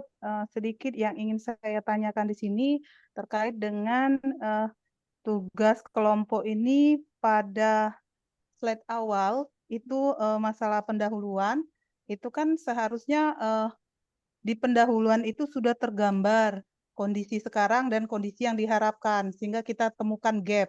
Tapi saya belum melihat di pendahuluan itu belum tergambarkan. Jadi permasalahannya itu gapnya di mana? Mungkin itu saja. Terima kasih. Assalamualaikum warahmatullahi wabarakatuh. Baik, mungkin tanggapannya silakan langsung jawab nih Pak Sulaiman. Dari Siap, kelompok terima 2. kasih Pak. Ya. Terima kasih Bu Deni atas tanggapannya. Memang paparan yang kami sampaikan mungkin tidak terlihat jelas atau tidak menggambarkan secara isinya di yang tertulis tadi. Seperti tapi yang kami sampaikan di awal tadi, itu hanya pembukaan dan kami sampaikan ada beberapa kata tadi. Salah satu yang menjadi pokok bahasan kami tadi ya kinerjanya yang datang dan pulang kerja yang tidak tepat waktu, kemudian dalam proses pelayanan terhadap ke masyarakat ini yang tidak sesuai dengan standar atau bisa dikatakan mungkin salah satunya terjadi waktu yang cukup lama tidak sesuai dengan standar itu tadi. Mungkin untuk menjawabnya mungkin salah satunya di kecamatan tersebut belum dibuat semacam aturan atau standar pelayanan prima yang terhadap disampaikan ke masyarakat tersebut. Terima kasih atas sarannya Bu. Mungkin untuk perbaikan lagi ke depannya kepada kami terhadap dalam rangka pembuatan tugas selanjutnya. Terima kasih. Assalamualaikum warahmatullahi wabarakatuh. Ya. Gimana Bu? moderator. Cukup? Cukup Pak, cukup. Silakan dari kelompok 3. Mungkin menanggapi. Kalau tidak ada, kita kembali kepada pengampu. Yuk, kelompok 3 ada Bu Izin. Wince, Pak Romlan, satu lagi Pak Amri ya. Siapa kelompok 3 satu lagi? Pak Edi, Pak. Izin, Pak. Silakan Pak Ramlan. Kami di sini berdua, Pak Edi lagi ada kunjungan Bu Gubernur katanya ke Kecamatan Sekayu. Jadi kami hanya berdua sama Bu Wince. Oke, ya udah. Oke, kalau begitu ya. Silakan Iya. ditutup saja moderator. Baik, kalau gitu tidak ada lagi pertanyaan, mungkin kita kembali kepada pengampu. Mungkin itu yang dapat saya sampaikan, Pak. Salah kurang saya mohon maaf. Wassalamualaikum warahmatullahi wabarakatuh. Waalaikumsalam warahmatullahi wabarakatuh. Baik. Iya, Bapak Ibu, kita kasih tepuk salut dulu penyemangat kita hari ini untuk kelompok 2. Tepuk salut. Salut, salut. Salut, salut. Salut. Oke. Baik. Ya, kelompok 2 ya dia menyebutkan kecamatan ya, tapi kecamatannya kita buat di ini kan saja ya. Ya, jadi sudah ada kelompok 2 sudah ada analisisnya, kemudian sudah ada juga faktor penyebabnya, ya inovasinya sudah ada, strategi atau inovasi tadi kemarin itu ya. Inovasinya juga sudah ada, strategi atau inovasinya itu sudah ada ya. Cuma yang belum kita lihat ini di kelompok 2 ini strateginya ada, langkah-langkah operasionalnya ya. Dia langsung ke tadi kayaknya langsung ke strategi, langsung ke langkah-langkah operasional ya. Oke. Nah, yang disoroti oleh kelompok 2 ini itu berhubungan dengan kinerja pelayanan. Jadi di kecamatan itu sebut saja katanya kecamatan XX ya. Nah, jadi masih belum optimalnya kinerja pelayanan di kecamatan itu. Ya. Ya, jadi ada penyebabnya di sini tadi ada 2 penyebabnya kalau tidak salah tadi ya. Ada 2 penyebab tadi dibukakan. Kemudian inovasinya katanya banyak sekali ya, banyak sekali. Itu kayaknya itu sepertinya langsung ke strategi itu ya. Apa ya? Ke langkah-langkah penyelesaiannya ya yang dibuat oleh kelompok 2 ini ya. Nah, inovasinya apa? Kalau saya perhatikan ke langkah-langkah yang dipaparkan tadi oleh Pak Sulaiman, jadi kelihatannya Pak Sulaiman ini strateginya adalah disesuaikan. Tadi kan ada penyebab, tadi kan ada SOP ya. Nah, mungkin strateginya itu adalah meninjau ulang SOP atau memperbaharui SOP yang sudah ada, SOP pelayanan. Nah, jadi itu. Jadi ditegaskan seperti itu. Ya, kelompok 2 ya. Jadi kinerja pelayanan yang rendah ternyata penyebabnya adalah menurut kelompok 2 itu kan ada 2. Disiplin pegawai dengan SOP kalau saya lihat tadi ya. Kalau saya lihat tadi. Nah, maka bisa Siap, jadi Pak. ambil saja SOP gitu.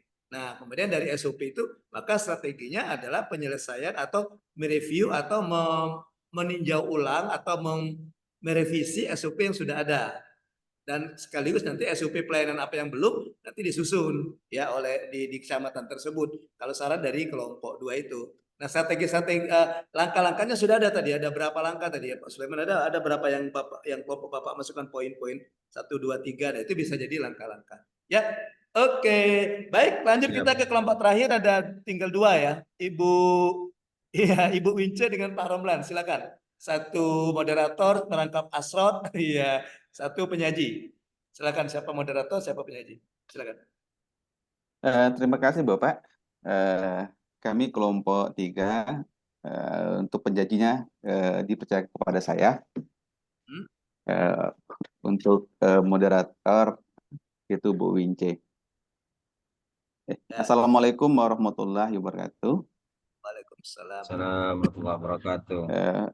Kita coba membuat tugas sesuai dengan mudah-mudahan ini sesuai dengan perintah, yaitu menganalisa kasus suatu organisasi yang memiliki kinerja rendah, di mana kami memilih kecamatan. Sebenarnya ini Pak Edi yang lebih paham Pak ke beliau di kecamatan, tapi beliau lagi ada halangan. Saya coba mencoba memaparkannya dengan sekemampu saya gitu.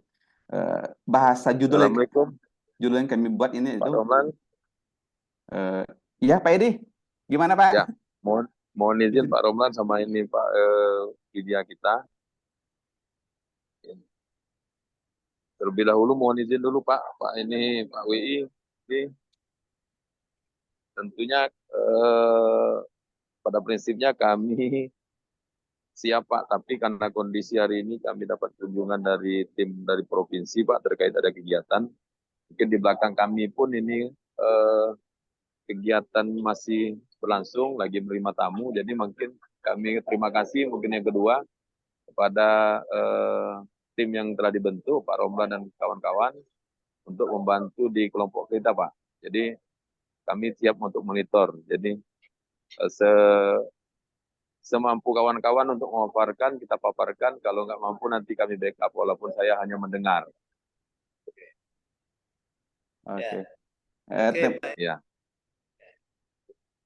Siap Bapak. Ini kondisi masih di lapangan Pak, masih menunggu di tempat transit Pak. Iya. Oke, silakan dilanjutkan Pak Moderator. Terima kasih Pak Edi. Siap, siap. Siap Bapak, siap Pak. Oh iya Pak, moderatornya Bu Wince Pak. Silakan Bu Wince dulu untuk buka. Maaf. Tadi Oh, informasinya iya. kendala sinyal Pak. Ada WA Oke, kendala oke, sinyal. oke. Ya, silakan Bu Wince, moderator Bu Wince. Dek, gabung dong. Ayo makan yuk. Bagaimana Bu Wince?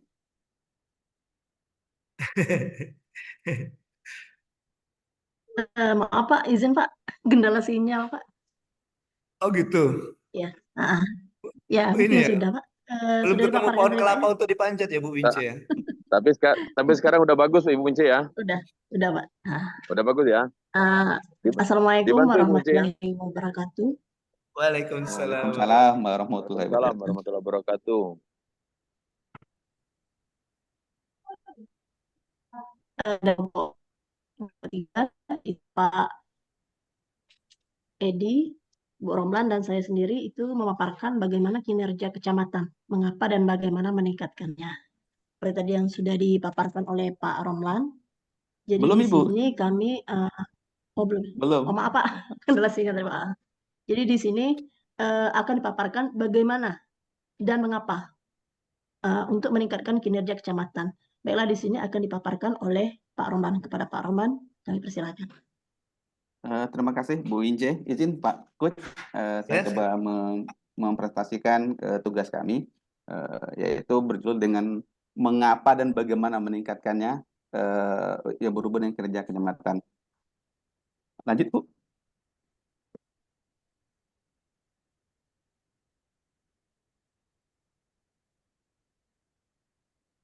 Iya Bu, lanjut. Lanjut Ibu. Ini kami apa namanya Bapak? Studi kasus kami mendapat LHI namanya, laporan hasil evaluasi tentang akuntabilitas kinerja instansi pemerintah kecamatan X. Kami bilang X karena ini berhubungan dengan penilaian, nanti takutnya menjadi apa namanya persoalan di kemudian hari. Slide 2 Ibu, slide 2 masih. Yang kedua Bu, atasnya Bu. Ateh kalau bahasa Lebong tuh ateh Bu. Sudah Pak. Yang kedua Pak. Ini masih yang ketiga Bu yang kami lihat nih Bu. Sudah Pak, di screen saya udah kedua Pak. Nah, di tempat Bapak Ibu kemana? 2 atau 3 itu? Yang kedua, yang ketiga. Yang ketiga Ibu. Yang ketiga Bu, oh, dan iya, ini baru yang kedua. Oh, iya, iya. Silakan lanjut Pak Romlan. Adapun yang poin di sini yang kami kami sampaikan, perlu kami sampaikan yaitu hasil evaluasinya di mana Sakip Kecamatan X ini menunjukkan nilai sebesar 49,6 dengan predikat C. Tentu ini kategori kurang dalam penilaian. Ini menunjukkan bahwa implementasi akuntabilitas kinerjanya kurang, yaitu sistem dan tatanan dalam AKIP kurang dapat diandalkan, belum terimplementasinya sistem manajemen kinerja sehingga masih perlu banyak perbaikan berdasar dari level pusat. Adapun evaluasi dan pengukurannya, yang pertama adalah belum ada SOP terkait pengumpulan dan pengukuran kinerja. B, capaian kinerja belum didukung dengan data kinerja. Pengukuran capaian kinerja belum memanfaatkan teknologi informasi. D, pengukuran kinerja belum mempengaruhi penyesuaian dan kinerja dan mencapai kinerja. Ini apa namanya studi kasus kami. Ini persoalannya karena apa namanya nilai sakitnya yang kurang. Kemudian berikutnya, lanjut Ibu.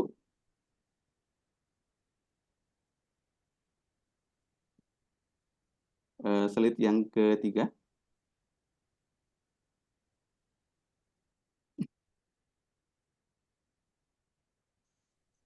Apa kendala sinyal mungkin Bu Wince ya? Jadi Iya, telat Pak. itunya. Saya lanjut pakai slide saya saja. Nanti Oh ya, boleh, Bu boleh. Wince mengikuti saja nanti. Rangkap jadi Pak Romlannya. Ya, silakan Pak. Nanti Bu Wince mengikuti apa namanya paparan saya saja. Ya. Sedikit saya gambarkan definisi tentang kinerja kecamatan. Kinerja kecamatan merupakan hasil upaya dilakukan oleh perangkat kecamatan dalam menjalankan tugas dan fungsi untuk mencapai tujuan pembangunan daerah. Ada 4 poin di sini. Yang pertama efisiensi, tentu kecamatan mampu menjalankan tugas dengan optimal dan hemat sumber daya. Itu poinnya. Kemudian efektivitas, kecamatan mampu mencapai target yang ditetapkan dengan hasil yang memuaskan. Dan yang ketiga, akuntabilitas. Kecamatan dapat mempertanggungjawabkan hasil kerja dengan transparan dan dapat dipertanggungjawabkan.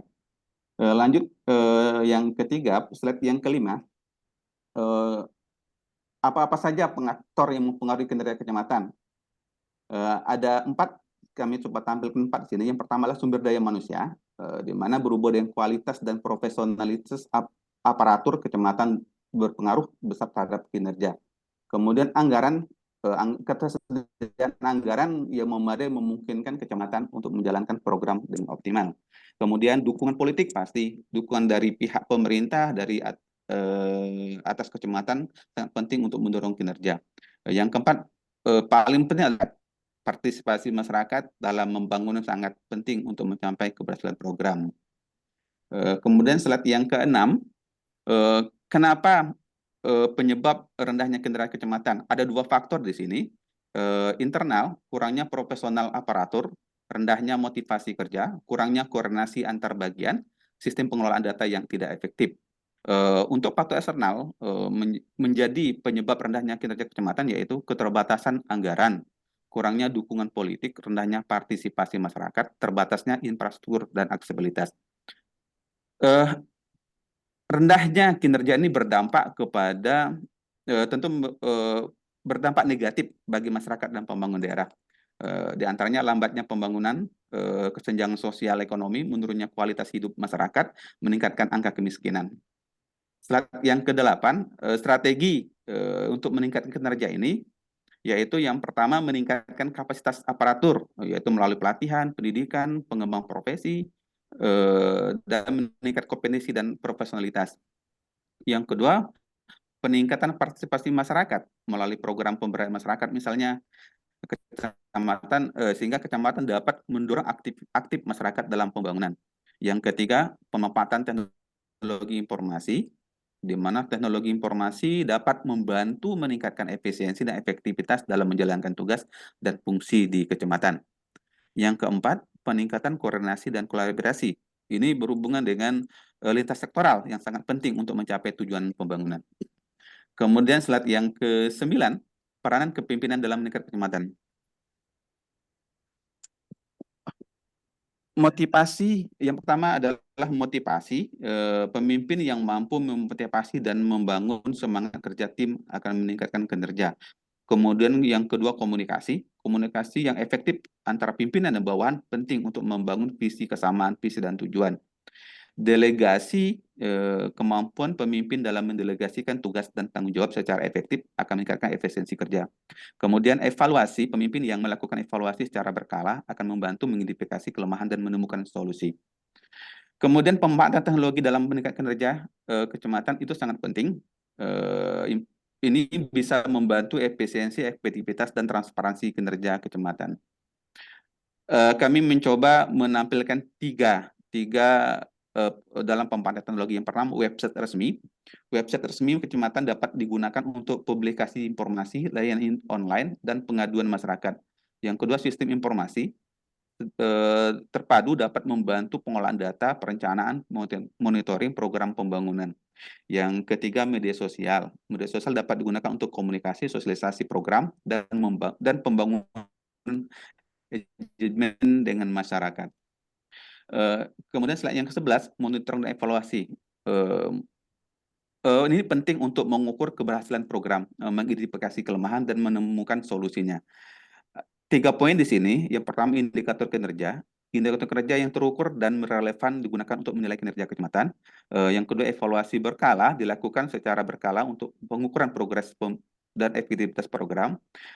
Dan yang ketiga, laporan kinerja. Laporan kinerja yang transparan dan akuntabilitas diperlukan untuk mempertanggungjawabkan hasil kerja. Itu Bapak Ibu paparan kami. Kami mohon masukan dari Coach dan tanggapan dari kelompok 1 dan 2. Terima kasih. Assalamualaikum warahmatullahi wabarakatuh. Waalaikumsalam warahmatullahi wabarakatuh. Ya, ini kayaknya Bu Wince ini ya masih gangguan sinyal. Halo Bu Wince, bisa Bu Wince? Iya Pak, baru masuk. Ya, silakan Bu. Iya.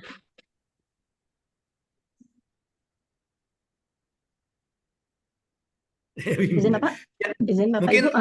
langsung saja saya Kendala sinyal tanggapi Pak. ya.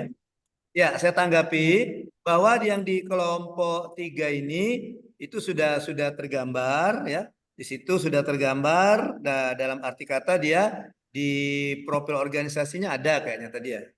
Ya, bercerita sedikit Ada. tentang kecamatan itu ya.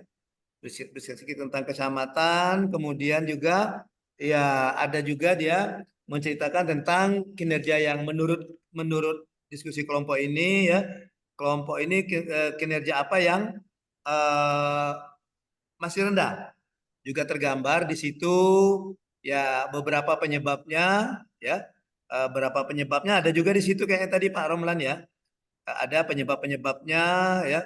Kemudian Iya, Pak. juga ada juga tentang strategi dan ada poin yang terbaru di kelompok ketiga ini ya. Itu kalau tidak salah tadi saya lihat ada pemanfaatan teknologi ya. Slide ke atasnya itu Iya, Bu. Pak. Nah, ke atasnya itu ya. Ya, Ya, betul, Pak. betul. Nah, ini sebenarnya untuk tugas asinkronus hari ini. Ah, ya ini. Ya, bagus sekali kelompok 3 sudah bisa memprediksi ya. Ya, ya jadi Ya, ya di izin sini Pak. Jadi sesuai dengan apa yang Bapak sarankan kemarin, bahwa bagaimana kita pemetaan masalah, bagaimana juga kita mempersiapkan strategi untuk persiapan 1 tahun ke depan. Ya. Ya, oke. Ya, sesuai dengan Ya, gitu ya Pak Edi ya. Bapak Ya. kemarin. Ya, Ya. siap Pak. Ya, jadi memang itu tapi di hari ini tugasnya hanya sebatas bagaimana kita melangkah-langkah apa menurut saran kita ya yang bisa dilakukan oleh organisasi tersebut misalnya oleh OPD atau satker tersebut yang bisa diterapkan oleh mereka apa ya sumbang saran dari kelompok kita kelompok Bapak Ibu ya bisa kelompok 1 kelompok 2 kelompok 3 apa gitu ya. Oke. Baik. Kita lanjutkan Bapak Ibu, kita kasih tepuk salut untuk kelompok 3. Tepuk salut. Salut, salut. Salut, salut. Salut, salut. Salut. Salut. Salut. Thank you kelompok 3. Iya, Bapak. Baik Bapak Ibu, kita masuk ke agenda pembelajaran kita yang ketiga, yaitu paparan tentang tugas, bukan, apa? Overview, ya. Overview tentang pembelajaran agenda ketiga pembelajaran hari ke-16 kalau tidak salah ya. Iya, pembelajaran hari ke-16. Sebentar Bapak Ibu, saya buka dulu bahan tayangnya. Ya. Saya buka dulu bahan tayangnya Bapak Ibu.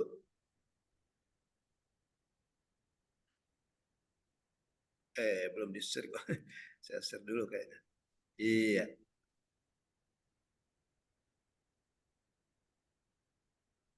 Nah, Bapak Ibu, kemarin sudah saya sampaikan bahwa ada 7 mata pelatihan di agenda ketiga ini, di mana 7 mata pelatihan itu bisa kita kategorikan atau kita kelompokkan menjadi 3 kelompok. Ya. Nah, kemarin kita sudah belajar di kelompok pertama. Kemarin kita sampai dengan tugas individunya juga mengarah ke substansi mata pelatihan yang ada di kelompok pertama atau rumpun pertama. Nah, hari ini kita akan melihat rumpun kedua, di mana rumpun kedua itu ada 2 mata pelatihan, ada hubungan kelembagaan dan organisasi digital.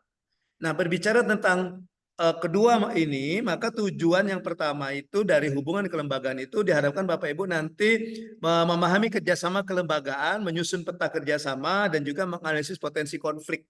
Kemudian untuk organisasi digital, diharapkan Bapak Ibu bisa memahami konsep dan menerapkan kebijakan transformasi digital, Bapak Ibu. Ya, oke. Nah, baik sekarang kita lihat dulu yang pertama. Terbalik ini saya. Yang pertama itu hubungan kelembagaan, Bapak Ibu. Hubungan kelembagaan. Nah, Bapak Ibu, di hubungan kelembagaan ini merupakan tindak lanjut dari substansi mata pelatihan jejaring kerja yang ada di agenda kedua. Ya kan? Di agenda kedua Bapak Ibu belajar jejaring kerja bagaimana membangun jejaring. bagaimana membangun jejaring. Artinya bagaimana Bapak Ibu melihat potensi.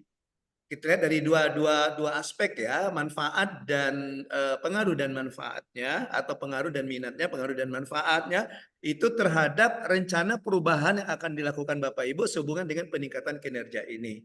Nah, di agenda ketiga hubungan kelembagaan itu berbicara tentang bagaimana membangun hubungan antar lembaga itu sendiri. Ya, kalau kita perhatikan dalam modul itu dimulai dari konsep hubungan kelembagaan dan kerjasama kelembagaan, ya, di mana pembagian urusan pemerintahan, kemudian hubungan keuangan pusat dan daerah, juga hubungan pemerintah swasta dan masyarakat.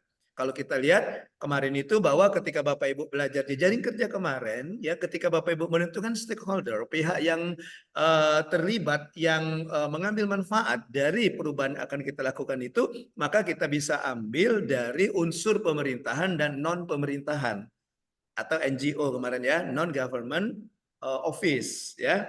Jadi di luar non kepemerintahan. Nah, kalau kita lihat di sini di modul ini Bapak Ibu ya. Nah, ini bentuk-bentuk kerjasamanya bisa kerjasama antar pusat dan daerah, kemudian antar daerah, kerjasama pemerintah dengan negara lain atau dengan asosiasi. Ya, di mana apa isi dari kerjasama hubungan kelembagaan itu isinya tentang substansi kerjasama itu sendiri apa, bagaimana pembagian perannya, kemudian pembiayaan dan sumber dayanya bagaimana, benefit dan risk sharingnya, ya, manajemen risikonya apa, besok kita bahas tentang manajemen risiko dan manfaat apa yang bisa diambil dari kedua lembaga ini, kemudian bagaimana pelaksanaan monitoring dan evaluasinya. Itu Bapak Ibu di mata pelatihan yang pertama. Kemudian yang kedua itu organisasi digital. Bagaimana kita membangun, katanya tadi transformasi digital Bapak Ibu. Jadi transformasi digital itu Bapak Ibu, bagaimana kita mengubah ya sistem yang ada di organisasi kita menjadi digital dengan memanfaatkan teknologi informasi. Dengan tetap tujuannya adalah peningkatan ya, itu transformasi perubahan dari manual ke digital, itu namanya transformasi digital. Nah, diharapkan nanti untuk membangun organisasi digital. Jadi dimulai dari organisasi digital itu apa, konsep dasarnya, prinsipnya gimana, dan komponen kuncinya apa saja. Itu ada di modul. Apa-apa saja yang perlu kita lihat kunci dalam membangun organisasi digital ini. Nah, baru ke proses transformasi digital tadi. Proses perpindahan dari manual ke digital. Nah, kemudian kita lihat juga prakteknya gimana. Kita praktek baik organisasi digital di tempat lain yang bukan di organisasi kita. Nah, gitu ya. Nah, kita lihat. Nah, ini Bapak Ibu, organisasi digital ini dan juga hubungan kelembagaan itu nanti berkaitan erat dengan rencana tugas hari ini Bapak Ibu. Ya, rencana tugas hari ini Bapak Ibu, di mana tugas pertama kita ada tugas individu. Bapak Ibu menggali identifikasi potensi kerjasama pemanfaatan teknologi digital untuk melakukan strategi inovatif di instansi masing-masing. Jadi ini Bapak Ibu pada prinsipnya melanjutkan tugas yang kemarin. Nah, jadi tugas kemarin melanjutkan IC, tugas hari ini melanjutkan tugas yang kemarin. Di mana Bapak Ibu memasukkan bagaimana Bapak Ibu mengidentifikasi potensi kerjasama lembaga-lembaga apa saja yang menurut Bapak Ibu bisa bekerja sama dalam rangka pelaksanaan perubahan yang akan dilakukan di organisasinya. Dan juga bagaimana Bapak Ibu memanfaatkan teknologi digital untuk membangun organisasi Bapak Ibu menjadi suatu organisasi yang digital. Kan tugas yang kita kemarin itu kan sampai ke Bapak Ibu menemukan strategi inovatifnya apa. Ya, itu tugas kelompok, tugas individu. Nah, untuk tugas kelompoknya Bapak Ibu menganalisis kasus kerjasama dan pemanfaatan digital di instansi lain. Ingat Bapak Ibu, di instansi lain, ya, di instansi lain. Nah, rincian tugasnya Bapak Ibu, ya, rincian tugasnya Bapak Ibu bisa lihat di Google Classroom, ya, di Google Classroom itu sudah saya share di Google Classroom. Itu silakan Bapak Ibu nanti di-download di situ, ya. Silakan di-download di Google Classroom. Nah, ini rincian tugasnya Bapak Ibu. Ini rincian tugasnya. Ya, artinya ini petunjuk lebih juknis lah, juknis dari pengerjaan tugasnya. Ya, di mana Bapak Ibu mengidentifikasi pertama pihak eksternal yang memiliki potensi kerjasama. Artinya di luar organisasi Bapak Ibu. Ya, Kan kemarin kan waktu jejaring kerja Bapak Ibu sudah belajar kan bahwa ada dua jenis stakeholder berdasarkan asalnya, masih ingat ya, ada internal, ada eksternal kan. Nah, eksternal itu yang di luar organisasi kita. Nah, baik yang unsur pemerintahan, organisasi pemerintahan maupun non pemerintahan. Jadi identifikasi siapa-siapa saja menurut Bapak Ibu punya potensi kerjasama ya dengan lembaga Bapak Ibu sehubungan dengan rencana perubahan yang akan dilakukan. Kemudian mengidentifikasi substansi yang dikerjasamakan, apa saja bentuk-bentuk kerjasamanya. Yang dikerjasama itu apa? Dan selanjutnya strategi kerjasamanya bagaimana? Kemudian menyusun roadmap atau action plan dalam rangka kerjasama ini. Nah, sama seperti tugas yang kemarin, Bapak Ibu, tugas ini dibuat dalam bentuk bahan tayang, hanya bahan tayang saja. Ya, bahan tayang dikumpulkan melalui Google Classroom dan juga backupnya dikumpulkan melalui WA. Oke. Nah, besok ada dipaparkan tugas yang dikerjakan hari ini. Batas akhirnya hari ini jam 23:59. Bapak Ibu. Ya. Oke. Baik. Nah, Bapak Ibu, itu untuk tugas individu Bapak Ibu. Ya, untuk ada yang bocor ini kayaknya ya. Ada yang ya. Sekarang untuk tugas kelompok Bapak Ibu menganalisis kasus kerjasama hubungan kelembagaan organisasi digital, ya. Kasusnya dicari dari organisasi lain. Nah, nanti disamarkan saja apa organisasinya, bisa OPD ya, bisa Satker ya. Oke, nanti Bapak Ibu lihat apa yang menurut Bapak Ibu perlu ditingkatkan dalam hal hubungan kerjasama dan hubungan kerjasama kelembagaan dan organisasi digital, di mana yang dimasukkan ini profil instansinya apa, identifikasi masalah apa, permasalahan, strategi masalah apa, dan langkah-langkah operasionalnya apa. Ingatkan ada 5 poin aja, ya 5 poin aja yang dimasukkan. Ya, ini pembagian kelompok. Kelompok 1 ada Bu Deni, Pak Edi, dan Bu Wince. Kelompok 2 ada Pak Indra, Pak Juhendri, Pak Amri, dan Bu Rina, Bu Yulia Efriana. Kelompok 3 ada Bu Pafib, ada Pak Masud, ada Pak Romlan, dan ada Pak Sulaiman Effendi. Kelompok 3. Ya. Oke, batas pengumpulannya hari ini jam 12 malam nanti, dan tugasnya sama seperti tugas individu, Bapak Ibu kumpulkan dalam di Google Classroom, terutama di Google Classroom, dan juga di backupnya kumpulkan melalui WA. Itu ya Bapak Ibu ya. Oke, baik Bapak Ibu, sampai di sini ada yang mau ditanyakan, silakan. Assalamualaikum Pak. Izin Ya, Pak. waalaikumsalam. Pak Indra, silakan Pak Indra. Gimana Pak Indra? Gini Pak, tadi mohon maaf Pak, dari awal tidak bisa menyimak karena ada gangguan. Ya. Itu saja Pak yang mau saya kasih tahu. Oh gitu. Ya, nggak apa-apa Pak. Ya. Izin Pak, ada yang mau ditanyakan juga Pak mengenai tugas individu nanti ke depannya Pak. Untuk kerjasama dengan instansi terkait itu, apakah sesama OPD atau kayak kita kan ada bidang pendistribusian itu kerjasama dengan Bulog, dengan TNI, Polri, apakah yang itu atau OPD Pak? Ya, tadi sudah katakan ada 2, Bu Papip, bisa antara OPD namanya organisasi pemerintahan, yang katakan Ibu Bulog, apa tadi, BPJS misalnya. Nah itu termasuk non pemerintahan kan? Ya, tadi kan bisa 2 kerjasamanya kan dengan lembaga pemerintahan, misalnya Pemda ataupun kementerian. Tadi kan ada daerah pusat kan, kementerian atau lembaga non kementerian. Nah, atau bisa juga di non government office, misalnya BPJS yang bukan lembaga-lembaga pemerintahan. Seperti kata Ibu, Bulog masuk pemerintah enggak? Nah, gitu ya.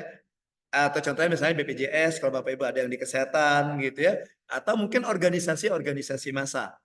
Organisasi-organisasi massa. Gitu. Itu Pak Pip ya. Ya, bisa dianalisis kedua itu, Bu. Dua lembaga itu, Bu. Dua jenis kelembagaan itu. Ada lagi silakan Bapak Ibu.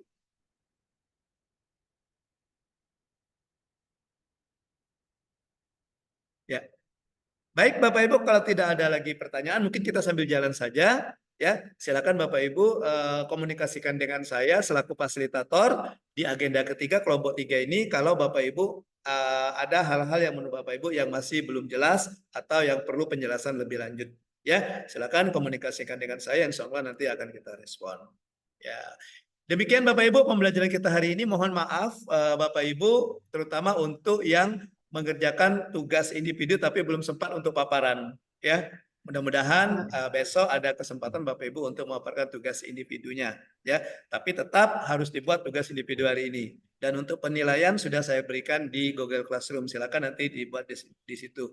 Jangan lupa Bapak Ibu mengumpulkannya tepat waktu supaya nanti di Google Classroom-nya tidak ada tulisan dan late. Tidak ada tulisan terlambat ya. Oke, demikian Bapak Ibu pembelajaran kita hari ini. Bapak Ibu, terima kasih atas partisipasinya. Mohon maaf kalau ada kesalahan dan kekeliruan. Pembelajaran sinkronus kedua, agenda ketiga pada hari ini, hari ke-17. Saya akhiri dengan ucapan billahi taufik wal hidayah. Wassalamualaikum warahmatullahi wabarakatuh. Waalaikumsalam warahmatullahi Waalaikumsalam warahmatullahi wabarakatuh.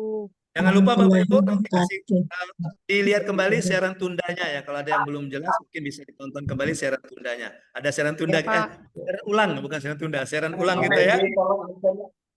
Iya, izin saya live dulu. Terima kasih Pak Pengamat, Pak Debbie, Ricardo. Siapa? Assalamualaikum.